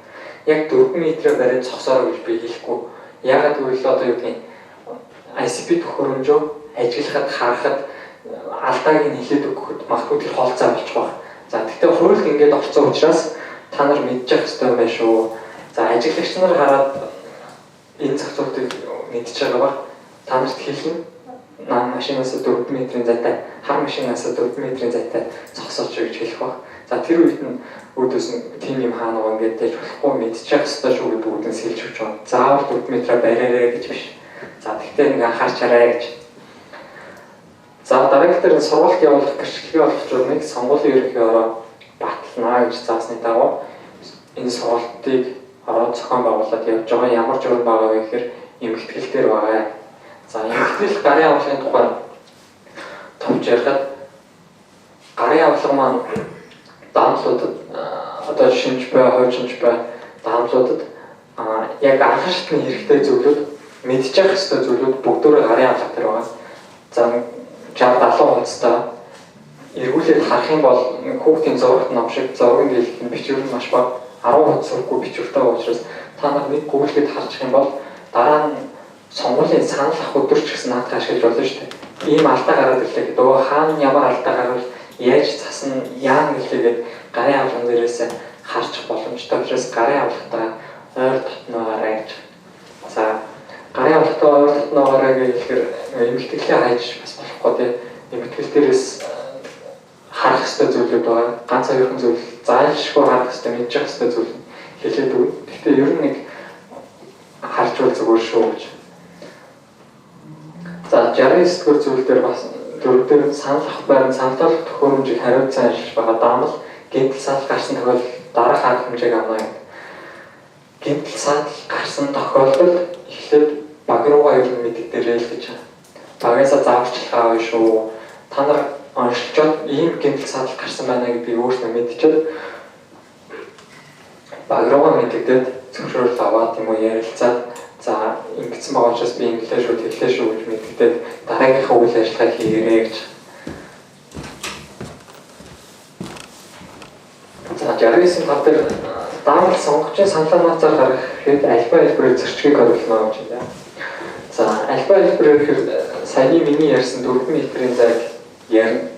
За нөгөөх нь саналын хуудас хаалгахгүй гэдэг юм ярина. Саналын хуудас алдаа заангууд аливаа та саналын хуудсыг өгч одоо буруу тэмдэглэсэн юм уу гэхгүйгээр ICP төхөөрөмжнийхөө дэлгэцийг хараад алдааныхаа мэдээллийг уншаад хэлээд өгөрөө гэж. За саналын хураалтын дүнг гаргах дамжуулах гэж байна. За мэдээллийн технологийн даамлын санал авах ажиллагаа дууснаас доорх ажиллагааг гүйцэтгэнэ гэж бүгдийг бичсэн. Саналуулах төхөөрөмжөөс дүнгийн хуудсыг шаардлагатай тоогоор хөвлөж хэсгийн хороонд өгнө. Хэсгийн хороондоо өгнө. Ажиглагч нартаа бас өгнө шүү гэж ахин хэлж байгаа тийм. Санал хураалтын дүнг энэ хуулийн 71.5 заасан хэсгийн хорооны ажиллагаанаас хамаарахгүйгээр сонгуулийн ерөнхий орон нэн байраар дамжуулна. Нэн байр гэдэг үг 2-3 шинээр орж ирсэн. За 71.5 заасан хэсгийн хорооны ажиллагаа гэхээр одоо тэр нөгөө гар ажиллагаа саналын хуудасын бэлж зэгцлэх архивлах ч юм уу тиймэрхүү ажиллагаанууд явна гэсэн үг. Тэгэхээр та нар даамлууд маань тэр ажиллагаанд огт хамааралгүй шүү. Дүнгийн хуудасаа хэмжээд өгсөн бол шууд нэн байруу модерн залгаад дүнгээ дамжуулах нэ гэж. Тэгэхээр одоо өмнө нь юу гэдэг вэ? Тэр нэг хяналтын тооллого болгоч мөрөлдөөний зай асуудал болоод хин нэгийг хүлээдэг харддаг байсан бол одоо тэгш шаардлагагүй шүү. Нэн байруу гэж байгаа учраас шууд дүнгээ дамжуулаарай гэж. За санал хуульчлага хуулиар тогтоосон цаг дуусаагүй байхад саналтуулах төхөөрөмжөөс дүнгийн хуудсыг хэвлэх аргыг оруулна. Хуулиар тогтоосон хугацаа нь 22 цагтай. Тэгэхээр 22 цаг болоогүй байхад танай хэсгийн эрд 100% болсон ч гэсэн битгий дүнгийн хуудсаа хэвлэж гаргаарай гэж хууль заасан хугацаатай учраас 22 цаг хүлээгээрэй гэж. За дараагийнх нь 71 дээр санал хураалтын дүнг дамжуулахгүй байх саатуулах зохицохыг оруулна гэж. За дүнг дамжуулахгүй байх саатуулах зохицох энэ нэгээд зөрчлийн тухай хууль ерөнхий хуулиар санкцтай болоод орж ирсэн байна. За санал хураалтын дүнг дамжуулах үеийн хамгаалтыг тухайн санал авах байрны хамгаалтанд ажиллаж байгаа цагдаагийн албагч хариуцна гэх. За дүнг дамжуулах үеийн хамгаалт гэхээр энэ илүү хөдөө орон нутгуудад маш нийтлэг хэрэглэгддэг зохицуулалт нэг дүнгээ дамжуулахдаа тухайн хэсгээс өөр тийшээ сум руугаа аймаг руугаа сүлжээтэй газар руу явдаг. Тэгэхдээ цагдаагаа аваад яваарай гэж. Дөрвүүд дээр бол хайцангуй гайгүй учраас энэ нэг хэрэглэхгүй баг тийм. За тэгэхдээ цагдаагийн хамгаалтанд байна гэдгийг анхаарах хэрэгтэй гэж. За 71-13 дээр санал ах байранд ажилласан ажиглагчийн хүсэлтийг үндэслээд саналын хуудасны зураг мэдээллийг өгнө. За өгөхдөө ажлын хэсгийн орон мэдээллийн технологийн даамал итгэмжлэгцэн ажилтаа хариуцна гэдэг 3 субъект заасан байна. За тэгэхээр хин нэгэнд найдаад юм уу хэсгийн орооны нэг ажилтнанд ч юм уу итгэмжлэгцэн ажилтан гэхээр одоо бүртгэлийн ажилтан байгаа шүү дээ. Бүртгэлийн ажилтан руу жир хулаад өччих шаардлагагүй шүү. Ер нь даамлууд маань өөрснөө хариуцаад зураг мэдээллийг хулаад өгөөрэй гэж. Зураг мэдээллийг хулахдаа болохоор бүртгэлийн ноутбукн дээр хулна гэдэг түрүү ярьсан тийм. За санал хураалтын дүн гаргахтай амжуул. За санал хураалт дуусны дараа сум дүүргийн сонгуулийн харьяа бүх хэсгийн 50%-ийг нь санамсаргүй сонголтоор сонгож хяналтын тооллого хийлгүүлнэ гэдэг. Эндээр өмнө ажиллажсэн хүмүүс мэдж байгаа техникийн тооллого гэж байсан. Техникийн тооллогын хяналтын тооллого гэж нэр томьёоны өөрчлөлт оруулсан. Агуулгын хувьд бол процессын хувьд бол угаасаа өөрчлөлт байхгүй өмнө яаж явж байсан ерөнхийдөө тэр хүрэл юм. За даамтлуудад энэ гар тооллого хамаагүй шүү гэж хэлж байгаа. Энд тийм очоод даамтлууд маань гар тооллого хийхдээ намайг энэ хүчтэй юм уу энэ хүчингүй юм уу саналын хуудсанд баг ялгаад өгөхгүй тажид цогсоож идэг бохсоож идэг гэдээ яриад идэг учраас зориуд хэлж байгаа. Та нарт их үүрэггүй шүү, хариуцлагагүй шүү, тэг шаардлагагүй шүү гэж. Юун дээр хяналтын тоолгонд бол ер нь оролцох шаардлага байхгүй л гэдэг ойлгож хэрэгтэй. За, санал тоолж ихсэн бол завсралхыг оруулна гэдэг. Хяналтын тоолго гэж байгаа бол завсралхгүй байх нэ гэсэн тийм.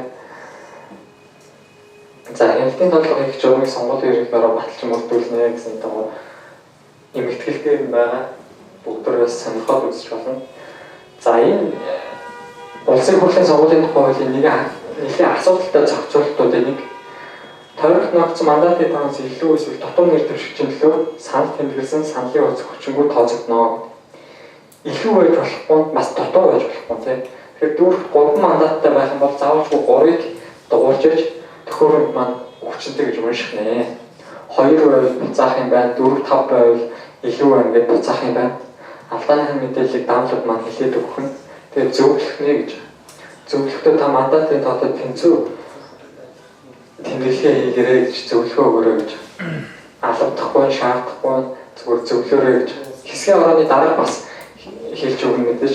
Гэхдээ та бас хамгийн түрүүнд алдааны мэдээллийг харж байгаа учраас илүү байна уу, дутуу байна уу гэдгийг харж байгаа учраас таныг хэлээд өгөөрэй гэж. За, баталсан загвар шаардлагыг хангаагүй саналын хуудас хүчингү байх бөгөөд хүчингү саналын хуудасаар санал авах өгөхийг харуулна. 7222.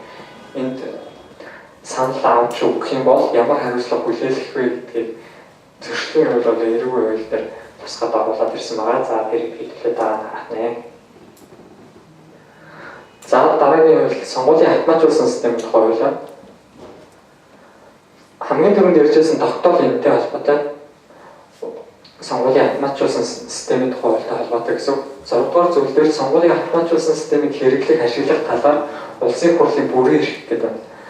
За 6-гийн 1 дээр сонгуулийн автоматжуулсан системийг сонгуульд хэрэглэх талаар шийдвэр гаргах гэдэг байна. Шийдвэр гаргах хэрэг нь улсын хурлд сонгуулийн автоматжуулсан системийн тухай хуулиараа байдаг юм байна. За энэ хуулийн дагуу улсын хурлын 2020 оны 1 сарын 30-ны 14-р тогтоол гарчээ. Энэ тогтоолоор автоматжуулах хэрэгслийг сонгуульд ашиглах болсон юм байна. За тэгээд даамлууд маань автоматжуулсан системээр хариуцаад ажиллахаар болсон юм байна гэдэг. За сонгуулийн автоматжуулсан систем дээр байгаа бас нэг зүйл сонгуулийн хороо ажлын алба мэдээллийн технологийн төвөд ерөнхий хоёр бүтцтэй. За мэдээллийн технологийн төв, мэдээллийн технологийн баг, мэдээллийн технологийн даамал гэдэг юм шатлсан хэлбэрээр ажиллана, харилцан уялдаа холбоотой явах нэ. Даамлууд маань анхан шатны маш чухал нэгж шүү. Халын шугам дээр байгаа шүү гэдэг нь энэтэй холбоотой сонгуулийн ерөнхий хороо гэдэг нь том зураг биш. Монгол улсын сонгуул гэдэг нь том зураг. За тэгэхээр хин нэгний эрх ашигын төлөө биш бид нар зөв хүний сонгохын төлөө хуулийг хэрэгжүүлэх төлөө явж байгаа хүмүүс шүү гэдгээ санаад аль нэгэн нам ерсэл болон хэн нэгэн хувь хүний үзэл хандлага гэдгийг аваарай гэж хэлж байгаа. За 13 дахь зүйл анги нийслэлийн сонгуулийн хорооны гэрэлтэх мэдээллийн технологийн баг гэдэг тийм. За дүүрэгт энэ хууль заасны дагуу дүүргийн баг маань 5 хүний бүрэлдэхүүнтэй та нарыг одоо хувааж авт юм уу яа тийм нэг групп оруулаад за тэгээд мэдэхгүй чадахгүй зүйл байвал эртнээс ярилцаад асууж тодруулаад хамтраад ажиллаарай. Олон даамалтай газар 5 хүн баг байна гэдэг одоо юу гэх 5 хүнээс тэр олон даамалыг асууна гэдэг яг сонгуулийн өдөр хүндрэл учруулнаа. За тэгэхээр эртнээс асууж тодруулах зүйл байвал тэр хүмүүсээс асууж тодруулж байгаарай. За тэгээд сонгуулийн өдөр яг би яг багийн аль гишүүнтэй холбогдож асууж тодруулах юм бэ? Хинээс нь зөвлөгөө авах юм бэ гэдгийг эртнээс мэдэж авах хэрэгтэй. За тэр 5 хүний аль нь руу залгаад байна гэдэг юм. Магадгүй бүгдөө дүүргийн маань бүх даамлууд бүгдөө багийн ахлагч руугаа сонгуулийн өдөр залгаад иж магадгүй шүү дээ. Тийм учраас өмнө хэнийг хариуцж байгаа вэ гэдгээ хаана анхааралтай байгаад бие бинийгээ мэдээд олоод аваарай гэж. За багийн гол үүрэг бол автоматжуулсан системийн үйл ажиллагаа, салтоолт хөрөмжийн бүрэн бүтэн байдал, мэдээллийн технологийн даамжлалын үйл ажиллагааг хариуцах ер нь багийн гол үйл ажиллагааны ийм л зорилготой байна гэж. За мэдээллийн технологийн даамжлал сонгуулийн автоматжуулсан системийн хуулиар арай ерөнхий зохицуулалтна сонгуулийн зохих шатны хороонд сонгуулийн автоматжуулах хэрэгслийн иж бүрдлийг ашиглан мэдээллийн ажиллагааг явуулах техник хэрэгслийн хэвийн үйл ажиллагааг хариуцсан хангах үүрэг бүхий мэдээллийн технологийн даамал ажиллана. За яг энэ заалтын дагуу даамал ажиллаж байна гэж. За мэдээллийн технологийн даамал нь мэдээллийн технологийн төвийн сургалтад заавал хамрагдаж суралцаж сонгуулийн автоматжуулах хэрэгслийн иж бүрдлийг ашиглах эрхийн гэрчлэгээ авсан байна. За энэ хуулийн дагуу сургалт зохион байгуулагдаж байгаа байна. Яг хууль заас өөр олон сургалтууд энэ жил цуслагдаад эсвэл захимаар явж байгаа. Даамлыг анхан шатны маш чухал нэж учраас заавалчгүй аймаг дүүрэггүй өдөө орон нутаггүй яваад сургалтыг олж байгаа бас та нар чухал хүмүүс шүү гэдэг. За саяны хууль заасан бол сургалтанд хамрагдсан байна, шалгалт өгч гэрчлэлийн үнэлгээ авсан байна, саналх байна, салтоолт хөрөмжийн хэвийн ажиллагааг хангаж ажиллана, салтоолт хөрөмжийн бүрэн бүтэн байдлыг хариуцж ажиллана гэсэн ийм ерөнхий агуулгатай байна. За сонгуулийн автоматжуулсан системийн аюулгүй байдлыг хангах гэдэг 21-р зүйлийн 4. За энэ дээр юу байгаа гэхээр ажлын хэсэг байна. За ажлын хэсгийг сонгуулийн ерөнхий хороо, тагнуулын ерөнхий газар, харилцаа холбоо мэдээллийн технологийн газар хамтарч байгуулад за сонгуулийн автоматжуулсан системийн иж бүрдлийг шалгаад, туршаад, баталгаажуулаад гэрчлэгээ олгоод танаалал явуулдаг ийм ажлын хэсэг байна. За тэгэхээр юу гэдэг нь хөндлөнгийн ямар нэгэн шалгалт туршилт хийгдээгүй сонгуулийн ерөнхий орноос мэдээллийн технологийн төвөнд баглж боогоод танаалал явуулдаг юм биш байх юм бас тийм өмнө нь ингээд шалгадаг, туршдаг тийм ажлын хэсэг байдаг юм байна шүү. Тэдний танаалал явуулдаг шүү гэж. Энийг даамлууд маань өөрснөө мэдж явах хэрэгтэй. За 20-р зүйлээр сонгуулийн автоматжуулсан систем гар ажиллагааны шилжих гэдэг. За хэрвээ салтоолт хөрөмж маань ямарваа нэгэн байдлаар ажиллагаагүй болчих юм бол техникээс хаалгах юм бол гар ажиллагааны шилжихнэ. За 27-р сонгуулийн автоматжуулсан системийг автоматжуулах хэрэгслийн иж бүрдэл гэмтэл саатал гарсны улмаас гар ажиллагааны шилжих үндэслэл журмыг сонгуулийн ерөнхий ороо баталж мөрдүүлнэ. За нөгөө эмэгтэйлийн 63 дугаар хуудсан дээр журам байгаа. За та нар энийг яг хараарай, тэмдэглээд аваарай гэж хэлж байна. Энэ журам даамлууд маань хэрэг болно шүү. Эмэгтэйлийн 63 дугаар хуудас. За яг ард нь төлөвлөгөө гэж байгаа. Төлөвлөгөө нь энэ журамтайгаа уялдаад явж байна. За тэрийг бас нэг харчаарай гэж.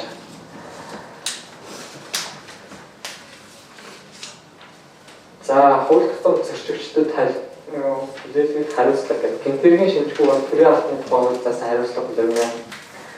Төрийн албаны тухай хууль заасан хариуцлага нь төрийн албан хаагчийг эргээд төрийн албанд хэдэн жилийн хугацаанд томилох хэрэггүйгээр авахгүйгээр халцгаа гэдэг тэгж хамгийн сүүлд тиймэрхүү өөрчлөлтөд орсон. Манайхан бүгдөө өгч байгаа. За дараагийн зөрчлийн тухай болоод зөрчлийн хуульд өмнө байсан сонгуулийн хуулиудын одоо санкцууд угаасаа зөрчлийн хуульд байгаагүй. Одоо 19 оны улсын хурлын сонгуулийн тухай батлагдсанаар зөрчилтэй холбоотой хэсгүүд нь бүгдөө зөрчил рүү орсон болохоор хэрэглэхэд маш ойлгомжтой болсон. За та нар ч гэсэн эмгэтгэлтээрээс илүү дэлгэрэнгүй бүгдийг нь харж болно. Зөвхөн холбоотой хэсгийг нэвтрүүлээ зөрчлийн тухай хуулиас харъя. За сонгуулийн хууль зөрчих гэдэг санал хураалтын дүн сонгуулийн баримт бичгийг эрх бүхий байгууллагууд хөрвүүлэх дамжуулалт цаат учруулсан эрүүгийн хариуцлага хүлээлгэхээр бол ингээд зөрчлийн хуулиар шийдэгдэх нэ. За нөгөө дээр гарч ирсэн зохицуулалт маань энд явж байна. Сонгуулийн автоматжуулсан системийг ашиглан явуулж байгаа мэдээллийн ажилтнаад хуулиар эрх олгогдоогүй хүн хуулийн этгээд хөндлөнгөөс оролцсон эрүүгийн хариуцлага хүлээлгэхээргүй бол зөрчлийн тухай хуулиар хариуцлага хүлээлгэх нэ. За сонгуулийн автоматжуулсан системийн одоо хуулиар эрх олгогдоогүй хүн гэхээр хуулиар эрх олгогдсон юм бэ гэдгээ та нар харж хэрэгтэй. Дааmal хуулиар эрх олгогдсон байна. Автоматжуулсан системтэй ажиллахтай баагүй олгогдсон байна. За би магадгүй хэсгийн хороо, сонгуулийн хороо тийм этгээдүүдэд эрхийг олгож бус нь эрх олгогдоогүй учраас энэ хуульд заасан дагуу тэр ажиллагаанд оролцох юм бол зөрчлийн тухай хуульд заасны дагуу зөрчлийн хэрэг үүсэж явах юм байна гэж. За эрүүгийн хуулиар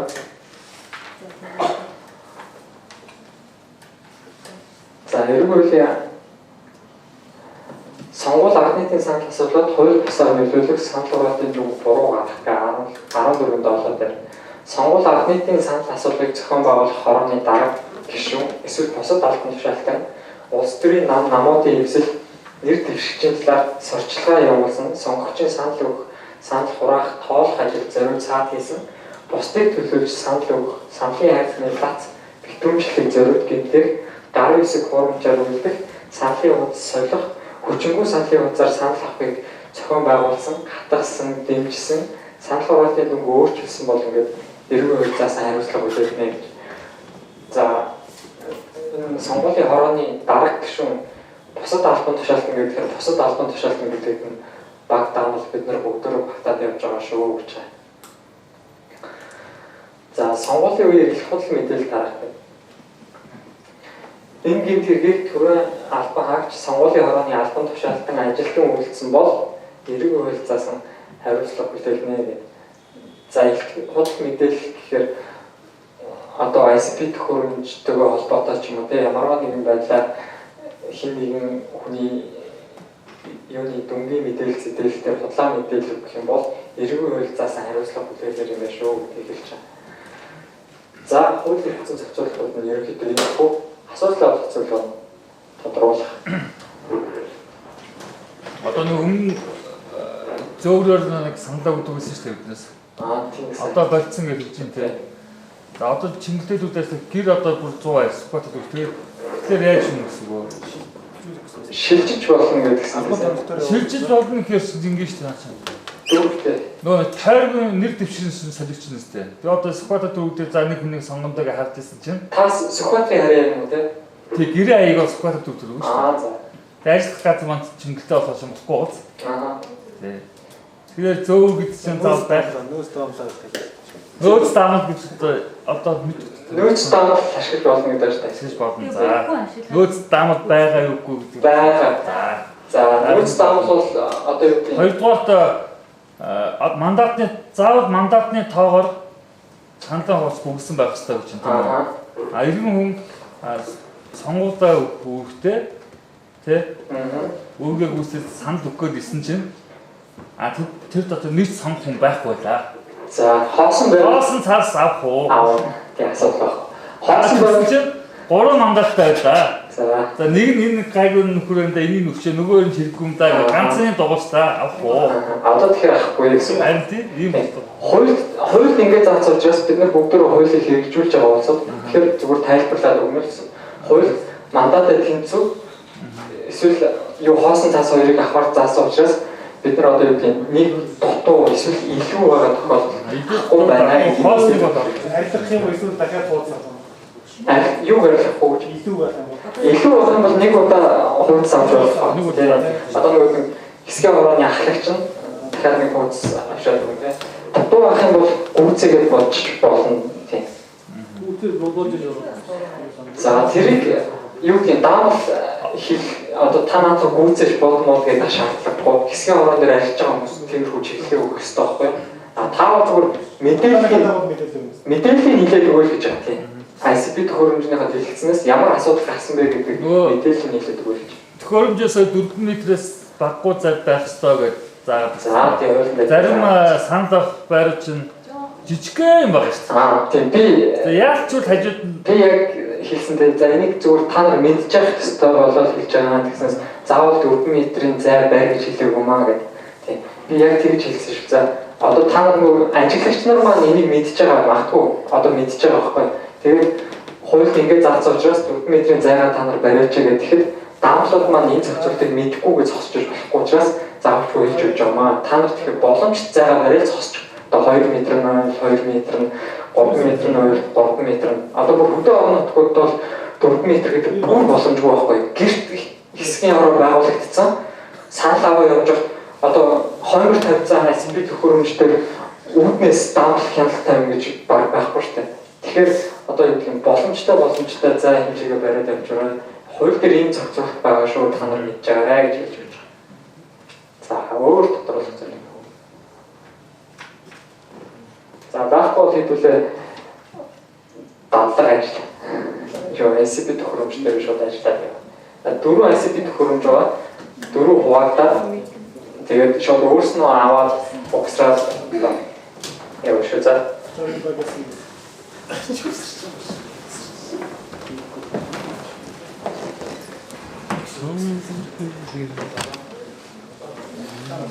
Шуулаад таасны бүгнэл гэсэн алдаа захмал та магадгүй дээш харуулаад саналаар заашуулж хаа гэдэг хэлэх хэрэгтэй. Хэрвээ мандатын тоноос илүү болон дутуу одоо тодорхой бус тэмдэглэгээ хийгдсэн байх юм бол хэсгийн хорооны ахлагчтай хийлээд за дутуу тэмдэглэгдсэн саналын хугацааг гүйцээж бодоод уншуулах боломжтой. Илүү тэмдэглэгдсэн бол хэсгийн хорооны ахлагч дахин саналын хугацааг уншуулна. За тодорхой бус тэмдэглэгээ байх юм бол бас мөн дөрвөн бодолтыг зөв хийгээд саналын хугацааг уншуулснаар тухайн санал уншигдана. За сонгогчд бол ерөөсөө ойртож болохгүй юм шүү дээ тийм ээ. Өөрөөр нь саналын хугацааг уншуулаад арчааж нахуулаад явна гэсэн. За энэ тохиргооны мэдээлэлүүд даамлын гараа алга дээр орсон байгаа учраас үүнийг усан амшаад танилцчаарай. Сканерийн толгой зөвлөлийг түрүү ярьсан тийм ээ. За өгөгдөлд амжуулах дээр модем дээр ийм зүйлийг анхаарах хэрэгтэй. За бидний ашиглах модем бол энэ Cisco гэдэг энэ модем байгаа. За холбогч кабелийн цэнхэр үзүүлдэг хэсэг нь одоо модемда шар толгойтой хэсэг нь болохоор төхөөрөмжтэй ордог. Хэрвээ холболтыг буруу хийсэн тохиолдолд өгөгдөлд амжихгүй. Тэгэхээр холболтынхаа бас холболтоо зөв хэсгийг бас анхаарах хэрэгтэй гэсэн үг. За өгөгдөлд амжуулахад нэг 5-аас 10 минут бол зарцуулагдана тухайн сүлжээнээс шалтгаалаад. За тэгээд төхөөрөмжтэй модем холбосон тохиолдолд тэр дээдлийн ногоон гэрэл асах байгаа. За тэгээд сүлжээгээ таньж байгаа үед тэр сүлжээний зурагтай ногоон улаан гэрэл амжина. За ингээд өгөгдөлд амжуулж байхдаа тэр доор хамгийн доор байгаа 2 тийш харсан сумтай тэр юу гарна. Шар гэрэл амждаг байгаа. Одоо энийг та бүхэн дадлага дээр бас хийгээд үзчих боломжтой. За ингээд санал толгой дүнгээд амжуулаад санал толгой төхөөрөмжөө унтраагаад тэгээд зургийн мэдээлэл авуулж өгнө. За тэжээлийн хүүсүүдээр бас нэг анхааруулах зүйл байдаг. За тэр дугуй улаанаар тэмдэглэсэн байгаа хэсгийн индикаторын зургийг сайн харж авах хэрэгтэй. Хэрвээ цахилгааны хүүсүүдээс салсан тохиолдолд одоо санал толгой төхөөрөмж маань одоо тэр нөөц тэжээл буюу батарейны зураг гарсан байж байна. Яг зөвдөө бол тэр залгуурны зураг гарсан байх хэвээр. Энэ ингээ хоёр тэжээлээс соёлоогоос нэг хүүсүүрээ авч яана гэсэн. Хэрвээ батарейгаараа явж байгаа дундчих юм бол бас асуудал үүснэ тийм ээ. Тэгэхээр яг одоо хоёр тэжээлийн хүүсэр маань бүгд холбоотой байна уу буюу гэдгээс анзаарч харж явах нь зөв юм аа. За хөдөө байгуулалт дээр бол одоо мотор хүртэл ашигладаг байгаа. Нийслэлд бол гайгүй тийм. За ингээд тохиргооны хэсгүүдийг удаалгасчоо. Гарын албадаар бүр нэг хүчтэй орсон байгаа учраас биднийг уншаад хэрэггүй байна. За принтерийн албан дээр тайлыг хэвлэх команд өгөхөд тайлыг хэвлэхгүй байх магадaltaй байдаг. За тэгэх юм бол тэр сум заагаад авсан байгаа тэр урдлын ногоон хэсгийн одоо тэр гадагуу маань тэгшин байх хэрэгтэй байдаг. Хэрвээ энэ ингээд хөндөрч гисэн байх юм бол урдлын буурилын дотор байгаа ногоон гэрэл маань амжаад байж байгаа. Энийг анхаарах хэрэгтэй. Энэ нь тэгшин байх хэрэгтэй тэр хоёул. Ногоон гэрэл нь амжихгүйгээр асж байгаа юм бол зүг байна гэсэн. За үүнийг дадлага дээр хийж үзээд бас фильтрийн цаасыг солиод үзчих хэрэгтэй. Цаас солих алхмуудаас гадаадын гараад байгаа өөрийг нь өөрөөсөө бие дагаад хийгээд үзчихвэл илүү ойлгомжтой байдаг. За тохиолгооны мэдээлэлүүдийг алгасан. За одоо ингээд сонгуулийн автоматжуулсан системийн хууль эрхтний орчны талаар маань төвшин хандуулах гинэ.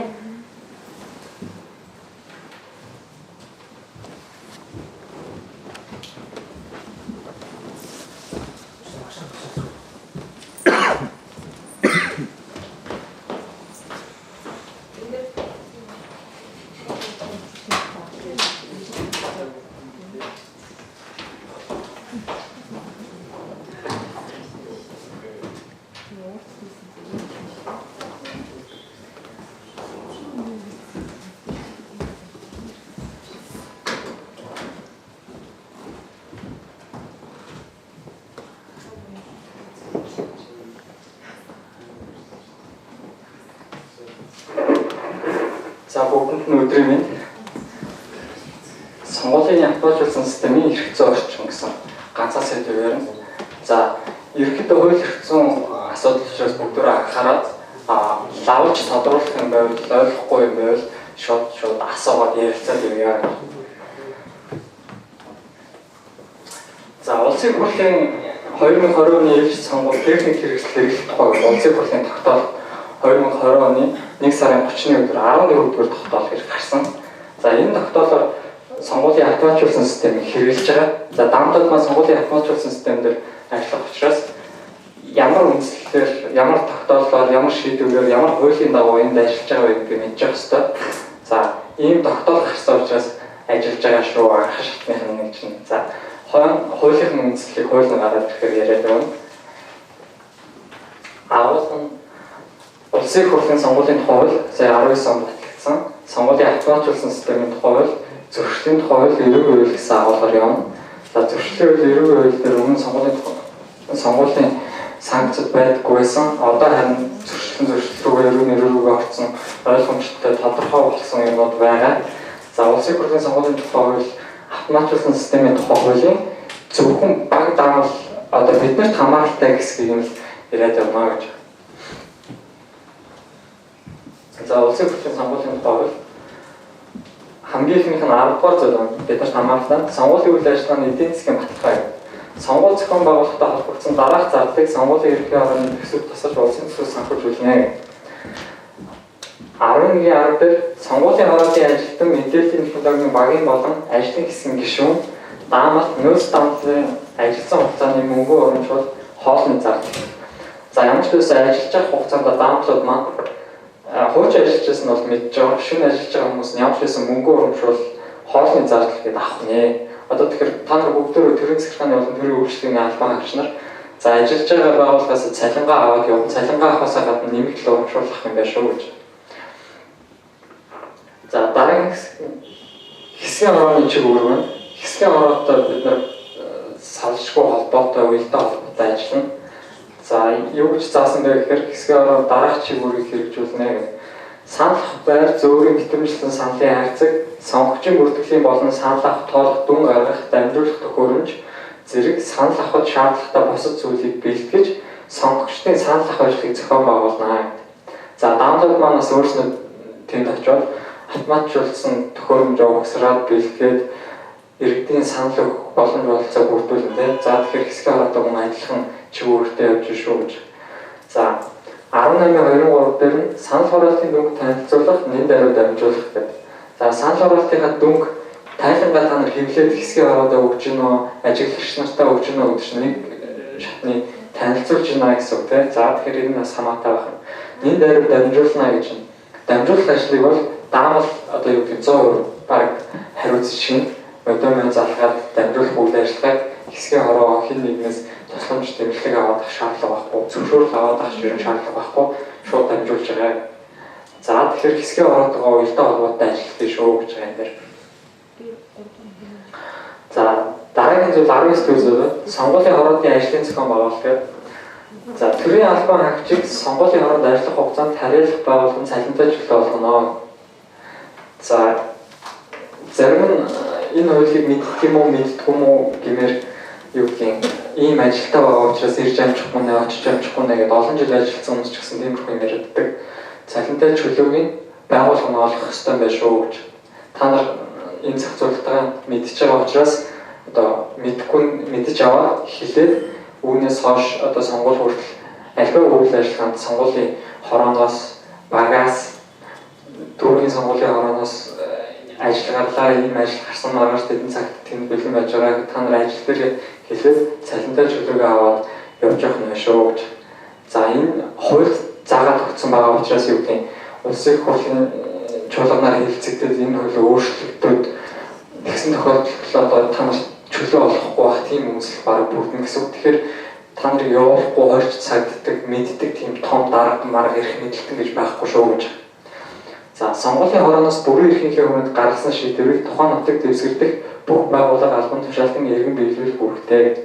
Бүрэн эрхийнхээ хүрээнд гаргасан шийдвэрийг биелүүлнэ гэдгийг сайн хэлсэн тийм. За сонгогч шилжих гэдэг 24 дэх зүйл нэг байна. Улсын их хурлын сонгуулийн тухай хуулийн. За улсын их хурлын сонгуулийн тухай хуулиар 2 сарын 1-ээс шилжилт хөдөлгөөн улсын хэмжээнд зогссон байгаа тийм. За шилжиж болох тохиолдлуудыг заасан байна. Сонгуулийн байгууллагын ажилтан, итгэмжлэгдсэн ажилтан, мэдээллийн технологийн багийн гишүүн дааmal гэдэг 14 саналах өдрөөс 14 хоногийн өмнө хүсэлтээ гаргаад шилжээд өөрийнхөө ажиллах хэсэг дээр очоод саналаа өгөх болно шүү гэж.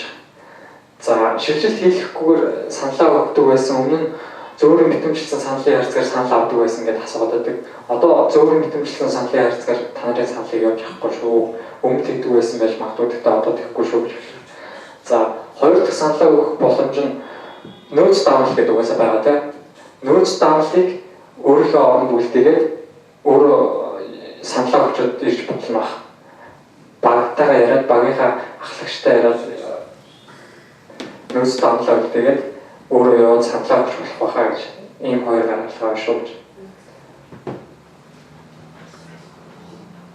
За санал авах байр хугацаа гэж 12 дахь зүйлээ. Сонгогчийн саналыг Улаанбаатарын цагаар санал авах өдрийн 7 цагаас 22 цаг хүртэл хугацаанд санал авах байранд авна. Санал авах өдрийн 7 цаг санал авах ажиллагаа эхэлнэ. Санал авах ажиллагаа эхлэхээр 7 цагт магадгүй хамгийн түрүүний иргэн ирчээд саналаа өгөхгүй зогсож 7 цаг 1-2 минутанд унших боломжтой, саналыг нь авах боломжтой байхыг хэлж байгаа шүү гэж. 7 цагт ирчээд саналд орох тохиолдолд даамтууд манай угсраа зогсож байвал хуулийн энэ хугацааг зөрчилсөн байна гэдэг. Тэгэхээр та нар ажиллаа зохицуулаад тэр нэг туршилтынхаа өдөр хайрцаг хэрэг хугацаанд угсарч байна, ICP төхөөрөмжийг хэрэг хугацаанд угсарч байна гэдгийг хараад 7 цагт ер нь тэг тайлангаа хэвлэрээ гэж зөвлөнө. За юу хүлээдэг? Ажиглагч хүлээдэг тийм юм байхгүй шүү гэж. Ажиглагчаа хүлээгээд 8-ыг суултал аль нэг намынх нь ажиглагч ирээгүй ингээд сонгуулийн эхлүүлэхгүй цаана дураалтаа нээхгүйгээр хүлээгээ сууж болохгүй шүү. Хуулийнхаа хугацаанд эхлүүлээрэй гэж. За санал өдрийн 22 цагт сонгогчийн бүртгэл зогсох бөгөөд бүртгэлийн хугацаа авсан сонгогчийн саналыг өгүүлнэ гэж тийм. 22 цагт бүртгэлийн төхөөрөмж автоматар уншина. Юу ундраг. Тэгэхээр 22 цаг 1 минут 2 минут гэдээ орж ирсэн хүмүүс одоо гуугаад ч юм уу ямар нэгэн байдлаар саналын хугацаа авах боломжгүй болчихно гэсэн үг байхгүй. За тэгэхээр 22 цагаас өмнө орж ирээд саналын хугацаа авсан бүртгүүлсэн иргэдийн саналыг та нар бол өгүүлэх нэ. 22 цаг гэж шууд ас унтрааж болохгүй. Өглөө асааж исэн бол орой 22 цаг шууд унтраахгүй гэдгийг анзаарах хэрэгтэй. Магадгүй 2-3 хүн бүртгэлийн хугацаа авсан саналын хугацаа авчаад 10 цаг 10 минут 20 минут гэдэг саналаа өгч болно. Тэр хатуу цагааг өөрчөөс та нар саналыг өгүүлээрэй гэж.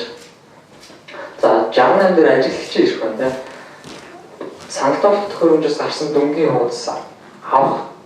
За дүнгийн хуудас авах дээр болохоор тоо заагааг учраас аавын гэсэн тоогоор нь хэвлээд өчрөө хил авны нэмэр шүү гэж даамлуудаа хэлдэг.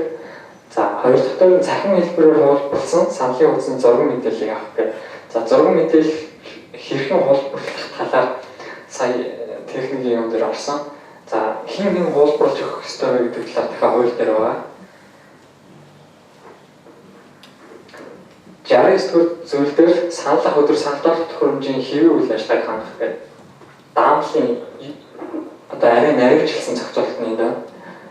За биднэрт яг хамааралтай зохицуулт гэсэн сонгуулийн санал ах өдөр саналын төхөөрөмжийн хэвийн ажиллагааг мэдээллийн технологийн төв, ажлын хэсэг, мэдээллийн технологийн баг, даамал хариуцсан ажиллана гэдэг. За даамал анхан шатных нэгж байна тийм. Анхан шатны нэгж учраас та нар дээр үйл ажиллагаа маань амжилтгүй болох юм бол улсын хэмжээнд сонгуул хүлээгдээд нэг хэсэгтэр амжилтгүй болоход улсын хэмжээнд хүлээгдээд сонгуул амжилтгүй. Тэгэхээр хүн болгоны даамал болгоны одоо мэдлэг чадвар идэвх оролцоо чухлаа хаан хандж болохгүй гэдэг нас тэрнтэй холбоотой шүү гэж. Энэ мэдээллийн технологийн төв юм уу сонгуулийн ерхий хорооны ажил амжилттай явж байгаа юм биш. Улсын ажил амжилттай явж гин гэсэн сонгогдох хэрэгтэй.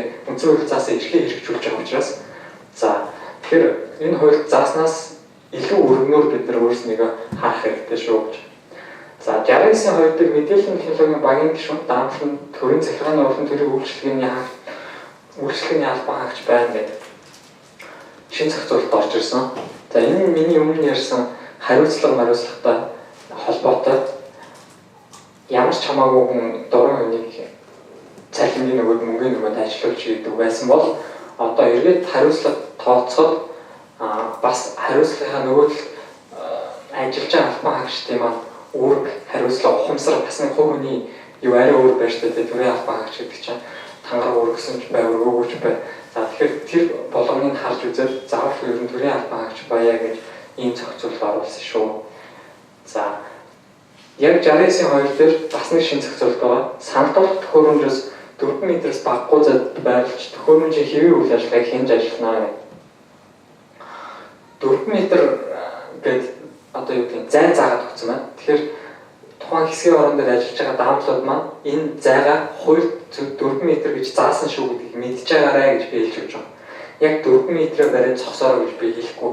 Яагаад гэвэл одоо юу гэдэг ICP төхөөрөмжөө ажиглахад харахад алдааг нь хэлээд өгөхөд магадгүй тэр холцоо болчих واخ. За тэгтээ хуульд ингэж орцсон учраас та нар мэдчих ёстой байх шүү.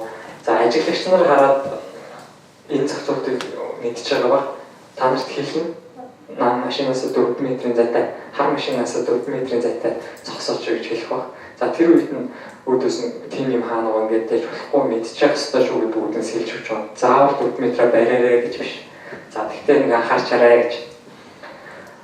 За дараагийнээр сургалт явуулах гэрчлэгээ болох журмыг сонгуулийн ерөнхий ороо батална гэж заасны дагуу энэ сургалтыг ороод зохион байгуулад явж байгаа ямар журам байгаа вэ гэхээр эмгэтгэл дээр байгаа.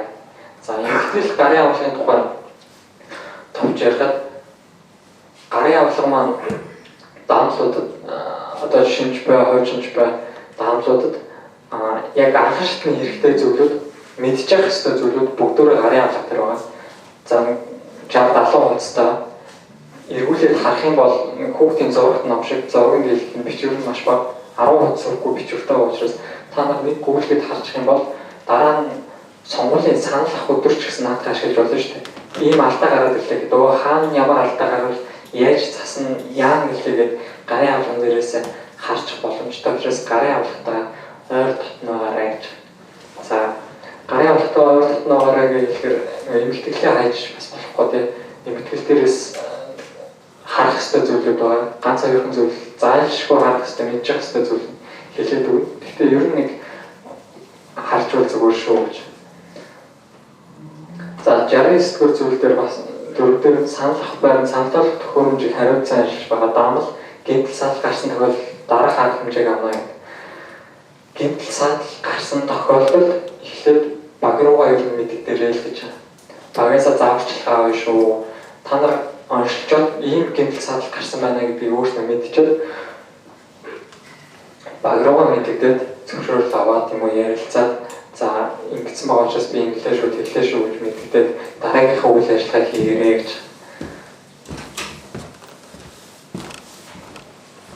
29 тав дээр даамал сонгогчийн саналаа нууцаар гаргах хэд альба хэлбэрээр зөрчгийг оруулна гэж байна. За альба хэлбэрээр саяны миний ярьсан 4 метрийн зайг ярина.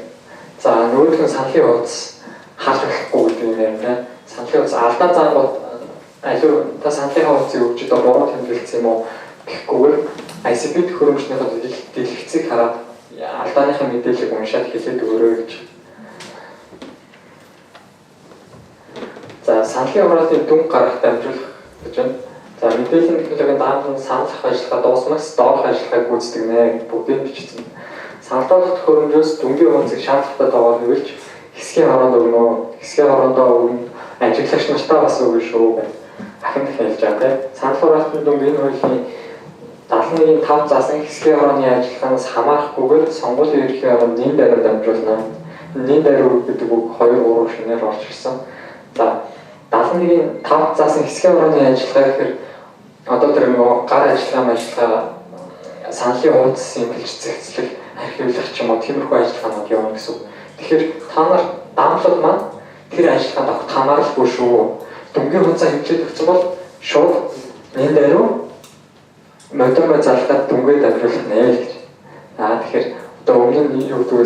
Тэр нөгөө хяналтын тоглоом болгоч мөрөлдөөний зай асуудал болоод хин нэгийг хүлээдэг харддаг байсан бол одоо тех шаардлагагүй шүү. Энэ дээр үгж байгаа учраас шууд дүнгээд амжуулаарай гэж. За санал хуульчлага хуулиар тогтоосон цаг дуусаагүй байхад санал болгох төхөөрөмжөөс дүнгийн хуудсыг хэвлэх аргыг оруулна. Хуулиар тогтоосон хугацаа нь 22 цаг тийм. Тэгэхээр 22 цаг болоогүй байхад танай хэсгийн эрд 100% болсон ч гэсэн битгий дүнгийн хуудасаа хэвлэж гаргаарай гэж хууль заасан хугацаатай учраас 22 цаг хүлээгээрэй гэж. За дараагийнх нь 71 дээр санал хураалтын дүнг дамжуулахгүй байх саатуулах зохисоохыг оруулна гэж. За дүнг дамжуулахгүй байх саатуулах зохисоох энэ нэргээд зөрчлийн тухай хууль эрүүгийн хуулиар санкцтай болоод орж ирсэн байна. За санал хураалтын дүнг дамжуулах үеийн хамгаалтыг тухайн санал авах байрны хамгаалтанд ажиллаж байгаа цагдаагийн албагч хариуцна гэх. За дүнг дамжуулах үеийн хамгаалт гэхээр энэ илүү хөдөө орон нутгуудад маш нийтлэг хэрэглэгддэг зохицуулалт нэг дүнгээ дамжуулахдаа тухайн хэсгээс өөр тийшээ сум руугаа аймаг руугаа сүлжээтэй газар руу явдаг. Тэгэхдээ цагдаагаа аваад яваарай гэж. Дөрвөлдөр бол хайцангуй гайг учраас энэ нэг хэрэглэхгүй байх тийм. За тэгэхдээ цагдаагийн хамгаалтанд байна гэдгийг анхаарах хэрэгтэй гэж. За 71-13 дээр санал авах байранд ажилласан ажиглагчийн хүсэлтийг үндэслээд саналын хуудасны зураг мэдээллийг өгнө. За өгөхдөө ажлын хэсгийн хороо мэдээллийн технологийн даамал итгэмжлэгдсэн ажилтаа хариуцна гэдэг 3 субъект заасан байна. За тэгэхээр хин нэгэнд найдаад юм уу хэсгийн хорооны нэг ажилтнанд ч юм уу итгэмжлэгдсэн ажилтан гэхээр одоо бүртгэлийн ажилтан байгаа шүү дээ. Бүртгэлийн ажилтан руу чи хулаад өчих шаардлагагүй шүү. Ер нь даамлууд маань өөрснөө хариуцаад зураг мэдээллийг хулаад өгөөрэй гэж. Зураг мэдээллийг хулахтаа болохоор бүртгэлийн ноутбукн дээр хулна гэдэг түрүү ярьсан тийм. За санал хураалтын дүнг гаргахтай амжуул. За санал авахчлаа дуусны дараа сум дүүргийн сонгуулийн харьяа бүх хэсгийн 50%-ийг нь санамсаргүй сонголтоор сонгож хяналтын тоглох хэлбэрнэ гэдэг. Энэ дээр өмнө ярьжсэн хүмүүс мэдж байгаа техникийн тоглох гэж байсан. Техникийн тоглохын хяналтын тоглох гэж нэр томьёоны өөрчлөлт оруулсан. Агуулгын хувьд бол процессын хувьд бол угаасаа өөрчлөлт байхгүй өмнө яаж явжсэн ерөнхийдөө тэрхүүрээ л байна.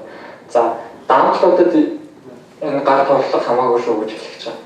Энэ тийм учраас даамлууд маань гар тоглох хэрэгтэй намайг энэ хүчинтэй юм уу энэ хүчингүй юм уу саналын хуудсанд баг ялгаад өгөхгүй хажууд зогсоож идэг босоож идэг гэдээ яриад идэг учраас зориуд хэлж байгаа. Та нарт их үрггүй шүү, хариуцлагагүй шүү, тэг шаардлагагүй шүү гэж. Юун дээр хяналтын тоглоход бол ер нь оролцох шаардлага байхгүй л гэдэг ойлгож хэрэгтэй.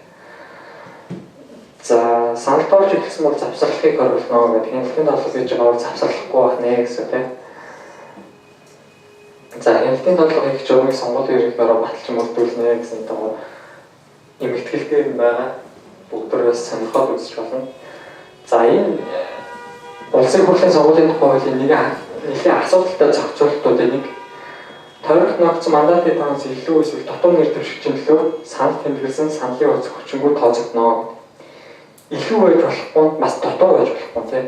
Тэгэхээр дүүрх 3 мандаттай байх юм бол заавалжгүй 3-ыг дугуйж ирж төхөөрөмж маань хүчтэй гэж унших нэ. 2% буцаах юм байна, 4-5% илүү байна гэж буцаах юм байна. Алдааныхын мэдээллийг даамлууд маань хэлээд өгөх нь. Тэгээд зөвлөх нэ гэж.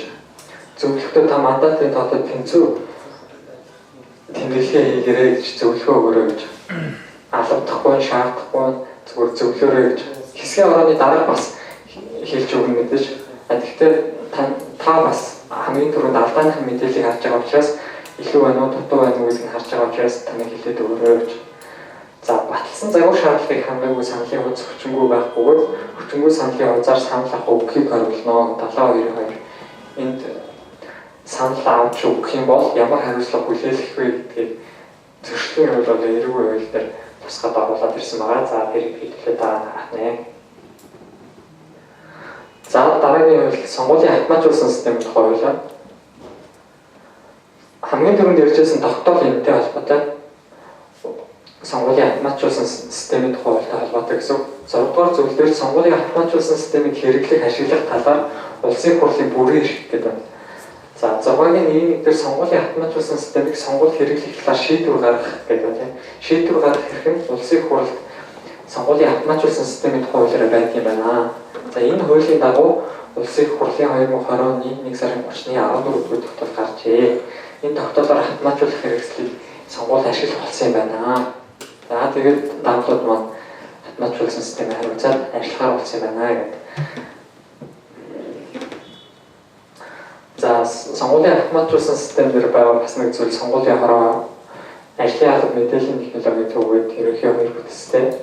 За мэдээллийн технологийн төв, мэдээллийн технологийн баг, мэдээллийн технологийн даамал гэдэг юм шатлсан хэлбэрээр ажиллах нэ, харилцан уялдаа холбоотой явах нэ, даамлууд маань анхан шатны маш чухал нэгж шүү, талын шугам дээр байгаа шүү гэдэг нь энэтэй холбоотой сонгуулийн ерөнхий хороо гэдэг нь том зураг биш, Монгол улсын сонгуул гэдэг нь том зураг нь. За тэгэхээр хин нэгний эрх ашигын төлөө биш, бид нар зөв хүний сонгох эрхийн төлөө хуулийг хэрэгжүүлэх төлөө явж байгаа хүмүүс шүү гэдгээ санаад аль нэгэн нам хэвсэл болон хин нэгэн хувь хүний үзэл хандлага гэдгийг аваарай гэж хэлж байгаа. За 13 дахь зүйл арга нийслэлийн сонгуулийн хорооны дэрэгдэх мэдээллийн технологийн баг гэдэг тийм. За дүүрэгт энэ хууль заасны дагуу дүүргийн баг маань 5 хүний бүрэлдэхүүнтэй та нарыг одоо хувааж авт юм уу яа тийм нэг групп оруулаад за тэгээд мэдхгүй чадахгүй зүйл байвал эртнээс ярилцаад асууж тодруулаад хамтраад ажиллаарай. Олон даамалтай газар 5 хүн баг байна гэдэг одоо юу гэх 5 хүнээс тэр олон даамалыг асууна гэдэг яг сонгуулийн өдөр хүндрэл учруулнаа. За тэгэхээр эртнээс асууж тодруулах зүйл байвал тэр хүмүүсээс асууж тодруулж байгаарай. За тэгээд сонгуулийн өдөр яг би яг багийн аль гишүүнтэй холбогдож асууж тодруулах юм бэ? Хинээс нь зөвлөгөө авах юм бэ гэдгийг эртнээс мэдэж авах хэрэгтэй. За тэр 5 хүний аль нь руу залгаад байна гэдэг юм. Магадгүй бүгдөө дүүргийн тэмдэгтэй дүүргийн маань бүх даамлууд бүгдөө багийн аль гишүүнээ сонгуулийн өдөр залгаад байж магадгүй шүү дээ. Тийм учраас өмнө хин хэнийг хариуцж байгаа вэ гэдгээ хаана анхааралтай байгаад мэдээд бие бинийгээ мэдээд олоод аваарай гэж. За багийн гол үүрэг бол автоматжуулсан системийн үйл ажиллагаа, салбарын бүрэн бүтэн байдал, мэдээллийн технологийн даамлалын үйл ажиллагааг хариуцах ер нь багийн гол үйл ажиллагааны ийм л зорилготой байна. За мэдээллийн технологийн даамал сонгуулийн автоматжуулсан системийн хуулиар арай ерөнхий зохицуулалт нь сонгуулийн зохих шатны хороонд сонгуулийн автоматжуулах хэрэгслийн иж бүрдлийг ашиглан мэдээллийн ажиллагааг явуулах техник хэрэгслийн хэвийн үйл ажиллагааг хариуцсан хангах үүрэг бүхий мэдээллийн технологийн даамал ажиллана. За яг энэ заалтын дагуу даамал ажиллаж байна гэж. За мэдээллийн технологийн даамал нь мэдээллийн технологийн төвийн сургалтад заавал хамрагдаж суралцаж сонгуулийн автоматжуулах хэрэгслийн иж бүрдлийг ашиглах эрхийн гэрчлэгээ авсан байна. За энэ хуулийн дагуу сургалт зохион байгуулагдаж байгаа байна. Яг хууль заас өөр олон сургалтууд энэ жил цуслагдаад эсвэл захимаар явж байгаа. Даамлыг анхан шатны маш чухал нэгж учраас заавалчгүй аймаг дүүрэггүй өдөө орон нутаггүй яваад сургалтыг орж байгаа бас та нар чухал хүмүүс шүү гэдэг. За саяны хуульд заасан бол сургалтанд хамрагдсан байна, шалгалт өгч гэрчлэлийн үнэлгээ авсан байна, саналх байна, санал тоолох төхөөрөмжийн хэвийн ажиллагааг хангаж ажиллана, санал тоолох төхөөрөмжийн бүрэн бүтэн байдлыг хариуцж ажиллана гэсэн ийм ерөнхий ахуйлагтай байна. За сонгуулийн автоматжуулсан системийн аюулгүй байдлыг хангах гэдэг 21-р зөвлөмж 4. За энэ дээр юу байгаа гэхээр ажлын хэсэг байна.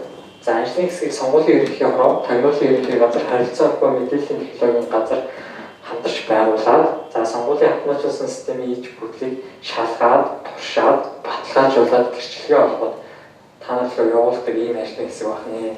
За тэгэхээр юу гэдгийг хөндлөнгийн ямар нэгэн шалгалт туршилт хийгдээгүй сонгуулийн ерөнхий хорооноос мэдээллийн технологийн төв нь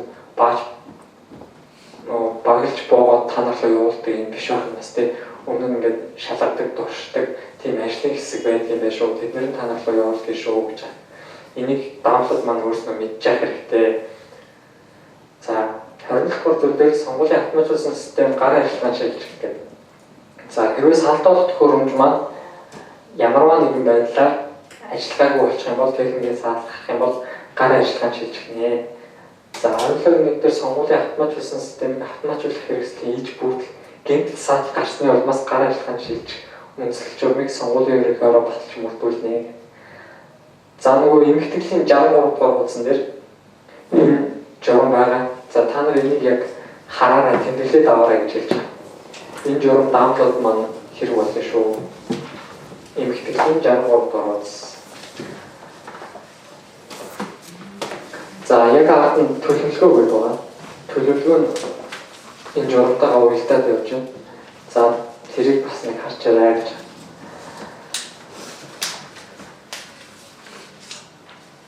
За хууль тогтоомж зөрчигчдөд хүлээлгээд хариуцлага гэх. Гэмтэргийн шинжгүй бол төрийн албаны тухай хууль заасан хариуцлага хүлээнэ. Төрийн албаны тухай хууль заасан хариуцлага нь төрийн албан хаагчийг эргээд төрийн албанд хэдэн жилийн хугацаанд томилох хэрэггүйгээр авахгүйгээр халдцгаа малцгаа гэдэг тэгж хамгийн сүүлд тиймэрхүү өөрчлөлтөд оруулсан. Манайхан бүгдөө өгч байгаа. За дараагийн зөрчлийн тухай хууль. Зөрчлийн хуульд өмнө байсан сонгуулийн хуулиудын одоо санкцууд угаасаа зөрчлөөр байгаагүй. Одоо 19 оны улсын хурлын сонгуулийн тухай хууль батлагдсанаар зөрчилтэй холбоотой хэсгүүд нь бүгд зөрчил рүү орсон болохоор хэрэглэхэд маш ойлгомжтой болсон. За та нар ч гэсэн эмгэтгэлтээрээс илүү дэлгэрэнгүй бүгдийг нь харж болно. Зөвхөн холбоотой хэсгийг нэвтрүүлээ зөрчлийн тухай хуулиас харъя. За сонгуулийн хууль зөрчих гэдэг санал хураалтын дүн сонгуулийн баримт бичгийг эрх бүхий байгууллагууд хөрвүүлэх дамжуулалт саатчруулсан эрүүгийн хариуцлага хүлээлгэхээргүй бол ингээд зөрчлийн хуулиар шийдэх нэ. За нөгөө дээр гарч ирсэн зохицуулалт маань энд явж байна. Сонгуулийн автоматжуулсан системийг ашиглан явуулж байгаа мэдээллийн ажиллагаанд хуулиар эрх олгогдоогүй хүн хуулийн этгээд хөндлөнгөөс оролцсон эрүүгийн хариуцлага хүлээлгэхээргүй бол зөрчлийн тухай хуулиар хариуцлага хүлээлгэх нэ. За сонгуулийн автоматжуулсан системийн одоо хуулиар эрх олгогдоогүй хүн гэхээр хуулиар эрх олгогдсон юм бэ гэдгээ та нар харж хэрэгтэй. Дааmal хуулиар эрх олгогдсон байна. Автоматжуулсан системтэй ажиллахтай баг олгогдсон байна. За тэгээд магадгүй хэсгийн хороо, сонгуулийн хороо тийм этгээдүүдэд эрхийг олгож бусд нь эрх олгогдоогүй учраас энэ хуульд заасан дагуу тэр ажиллагаанд оролцох юм бол зөрчлийн тухай хуульд заасны дагуу зөрчлийн хэрэг үүсэж явах юм байна гэж. За эрүүгийн хуулиар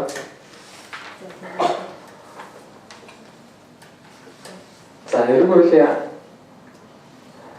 сонгуул ард нийтийн санал асуулаад хууль бусаар нөлөөлөх санал хураалтын дүн буруу гарах гэх 14 доллар дээр сонгуул ард нийтийн санал асуулгыг зохион байгуулах хорооны дарга гишүүн эсвэл бусад албан тушаалтан улс төрийн намуудын эвсэл нэр дэвшигчийн талаар сурчлагаа явуулсан сонгогчийн санал хураах тоолох ажил зориуд цаад хийсэн бусдыг төлөөлж санал өгөх саналын хайрцагны лац битүүмжлэхийг зориуд гэмтэх гарын хэсэг хурамчаар үлдэх саналын хуудас солих хүчингүй саналын хуудасаар санал авахыг зохион байгуулсан хатгасан дэмжсэн санал хураалтын дүнг өөрчилсөн бол ингээд эрүүгийн хууль заасан хариуцлага хүлээгнэ гэж.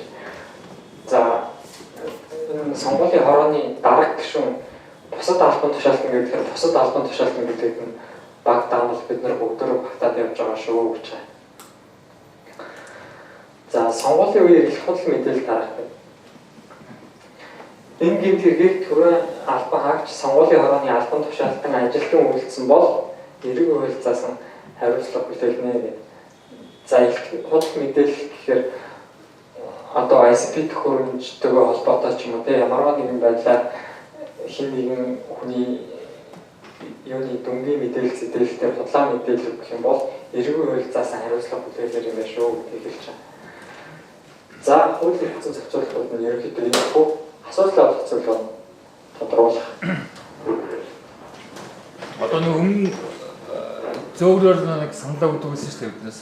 Тийм. Одоо болцсон гэж хэлж байна те. За одоо чимгэлтүүдээс гэр одоо бүр 100 спот өгөх. Тэгэхээр яаж юм гэсэн үг? Шилжиж болно гэдгсэн. Шилжиж болно гэхээс ингэж шүү дээ. Дөрөвтэй. Нөө тайргийн нэр дэвшинсэн солигчсон үстэй. Тэгээ одоо спот өгдөө за нэг хүнийг сонгомдоо харж ирсэн чинь. Та Сүхбаатарын харьяа юм уу те? Тэг гэрээ аягаа спот өгдөг шүү. За. Дайрах газар манд чимгэлтэй болох юм болохгүй гоц. Тий. Тэгэхээр зөв гэж чинь зав байх. Нөөц даамлаа гэдэг. Нөөц даамал гэж одоо мэддэг. Нөөц даамал ашиглаж болно гэдэг шүү дээ. Ашиглаж болно. За. Нөөц даамал байгаа юугүй гэдэг. Байгаа. За, нөөц даамал бол одоо юу гэдэг? Хоёрдугаарт мандатны заавал мандатны тоогоор саналаа хурц бүгсэн байх хэрэгтэй гэж байна. Иргэн хүн сонгуультай өгөхдөө тий үүгээ гүйцэд санал өгөх гээд исэн чинь тэр дотор нэг сонгох хүн байхгүй байлаа. За, хоосон цаас авах уу? Тийм асуудал баг. Хоосон байсан чинь 3 мандаттай байлаа. За нэг нь энэ гайгүй нөхрөөндөө энийг өгчөө нөгөө нь хэрэггүй юм даа ганцны дугуйстаа авах уу? Одоо тэгэхээр авахгүй гэсэн. Харин тийм ийм хууль ингээд заасан учраас бид нар бүгдөө хуулийг хэрэгжүүлж байгаа болсоо тэгэхээр зүгээр тайлбарлаад өгнө гэсэн. Хууль мандатад тэнцүү эсвэл юу хоосон цаас хоёрыг авахар заасан учраас бид нар одоо юу гэдэг нэг дутуу эсвэл илүү байгаа тохиолдол байна. Хоосныг бодоо. Арилгах юм эсвэл дахиад хуудасаа. Юу гаргахгүй гэж Илүү байх юм. илүү болох юм бол нэг удаа хуудас авч болох. Нэг удаа. Одоо нэг хэсгийн хорооны ахлагч нь дахиад нэг хуудас авчаад өгнө. Дутуу байх юм бол гүйцээгээд бодож болно тийм. Үүтэй бодож явах. За тэрийг юу гэдэг даамал хэл одоо та надад гүйцээж болмоо гэдэг шаардлагагүй. Хэсгийн хорон дээр ажиллаж байгаа хүмүүс тиймэрхүү чиглэлээ өгөх хэрэгтэй байхгүй. Та зүгээр мэдээллийн нийлээд өгөх гэж байгаа тийм. ICP төхөөрөмжнийхаа дэлгэцнээс ямар асуудал гарсан бэ гэдэг мэдээлэл нийлээд өгөх. Төхөөрөмжөөсөө 4 метрээс баггүй зав байх ёстой гэж за тийм ойлгомжтой. Зарим санал авах байр чинь жижигхэн юм байна шүү дээ. Тийм би яаж ч үл хажууд нь би яг хэлсэнтэй за энийг зүгээр та нар мэдчих ёстой болоод хэлж байгаа гэснээс заавал 4 метрийн зай байр гэж хэлээгүй маа гэдэг. Тийм би яг тэгж хэлсэн шүү. За одоо та нар нөгөө ажиглагч нар маань энийг мэдчихэж байгаа магадгүй одоо мэдчихэж байгаа байхгүй. Тэгээд хуульд ингэж заасан учраас 4 метрийн зайгаа та нар бариач гэдэг. Тэгэхэд даамлууд маань энэ зохицуултыг мэдхгүйгээ зогсож болохгүй учраас заавч хэлж өгч байгаа маа. Та нар тэгэхээр боломжит зайгаа бариад зогсож. Одоо 2 метр нь 2 метр нь 3 метр нь 3 метр нь одоо бүр хөдөө орон нутгууд бол 4 метр гэдэг бүр боломжгүй байхгүй. Гэрт хэсгийн ороо байгуулагдсан. Санал аваа явж одоо 2 тавьсан ICP төхөөрөмжтэй үүднээс даамлах хяналт тавина гэж байхгүй шүү дээ. Тэгэхээр одоо юу гэх юм боломжтой зай хэмжээгээ бариад явж байгаа. Хууль дээр ийм зохицуулалт байгаа шүү та нар мэдж байгаарай гэж хэлж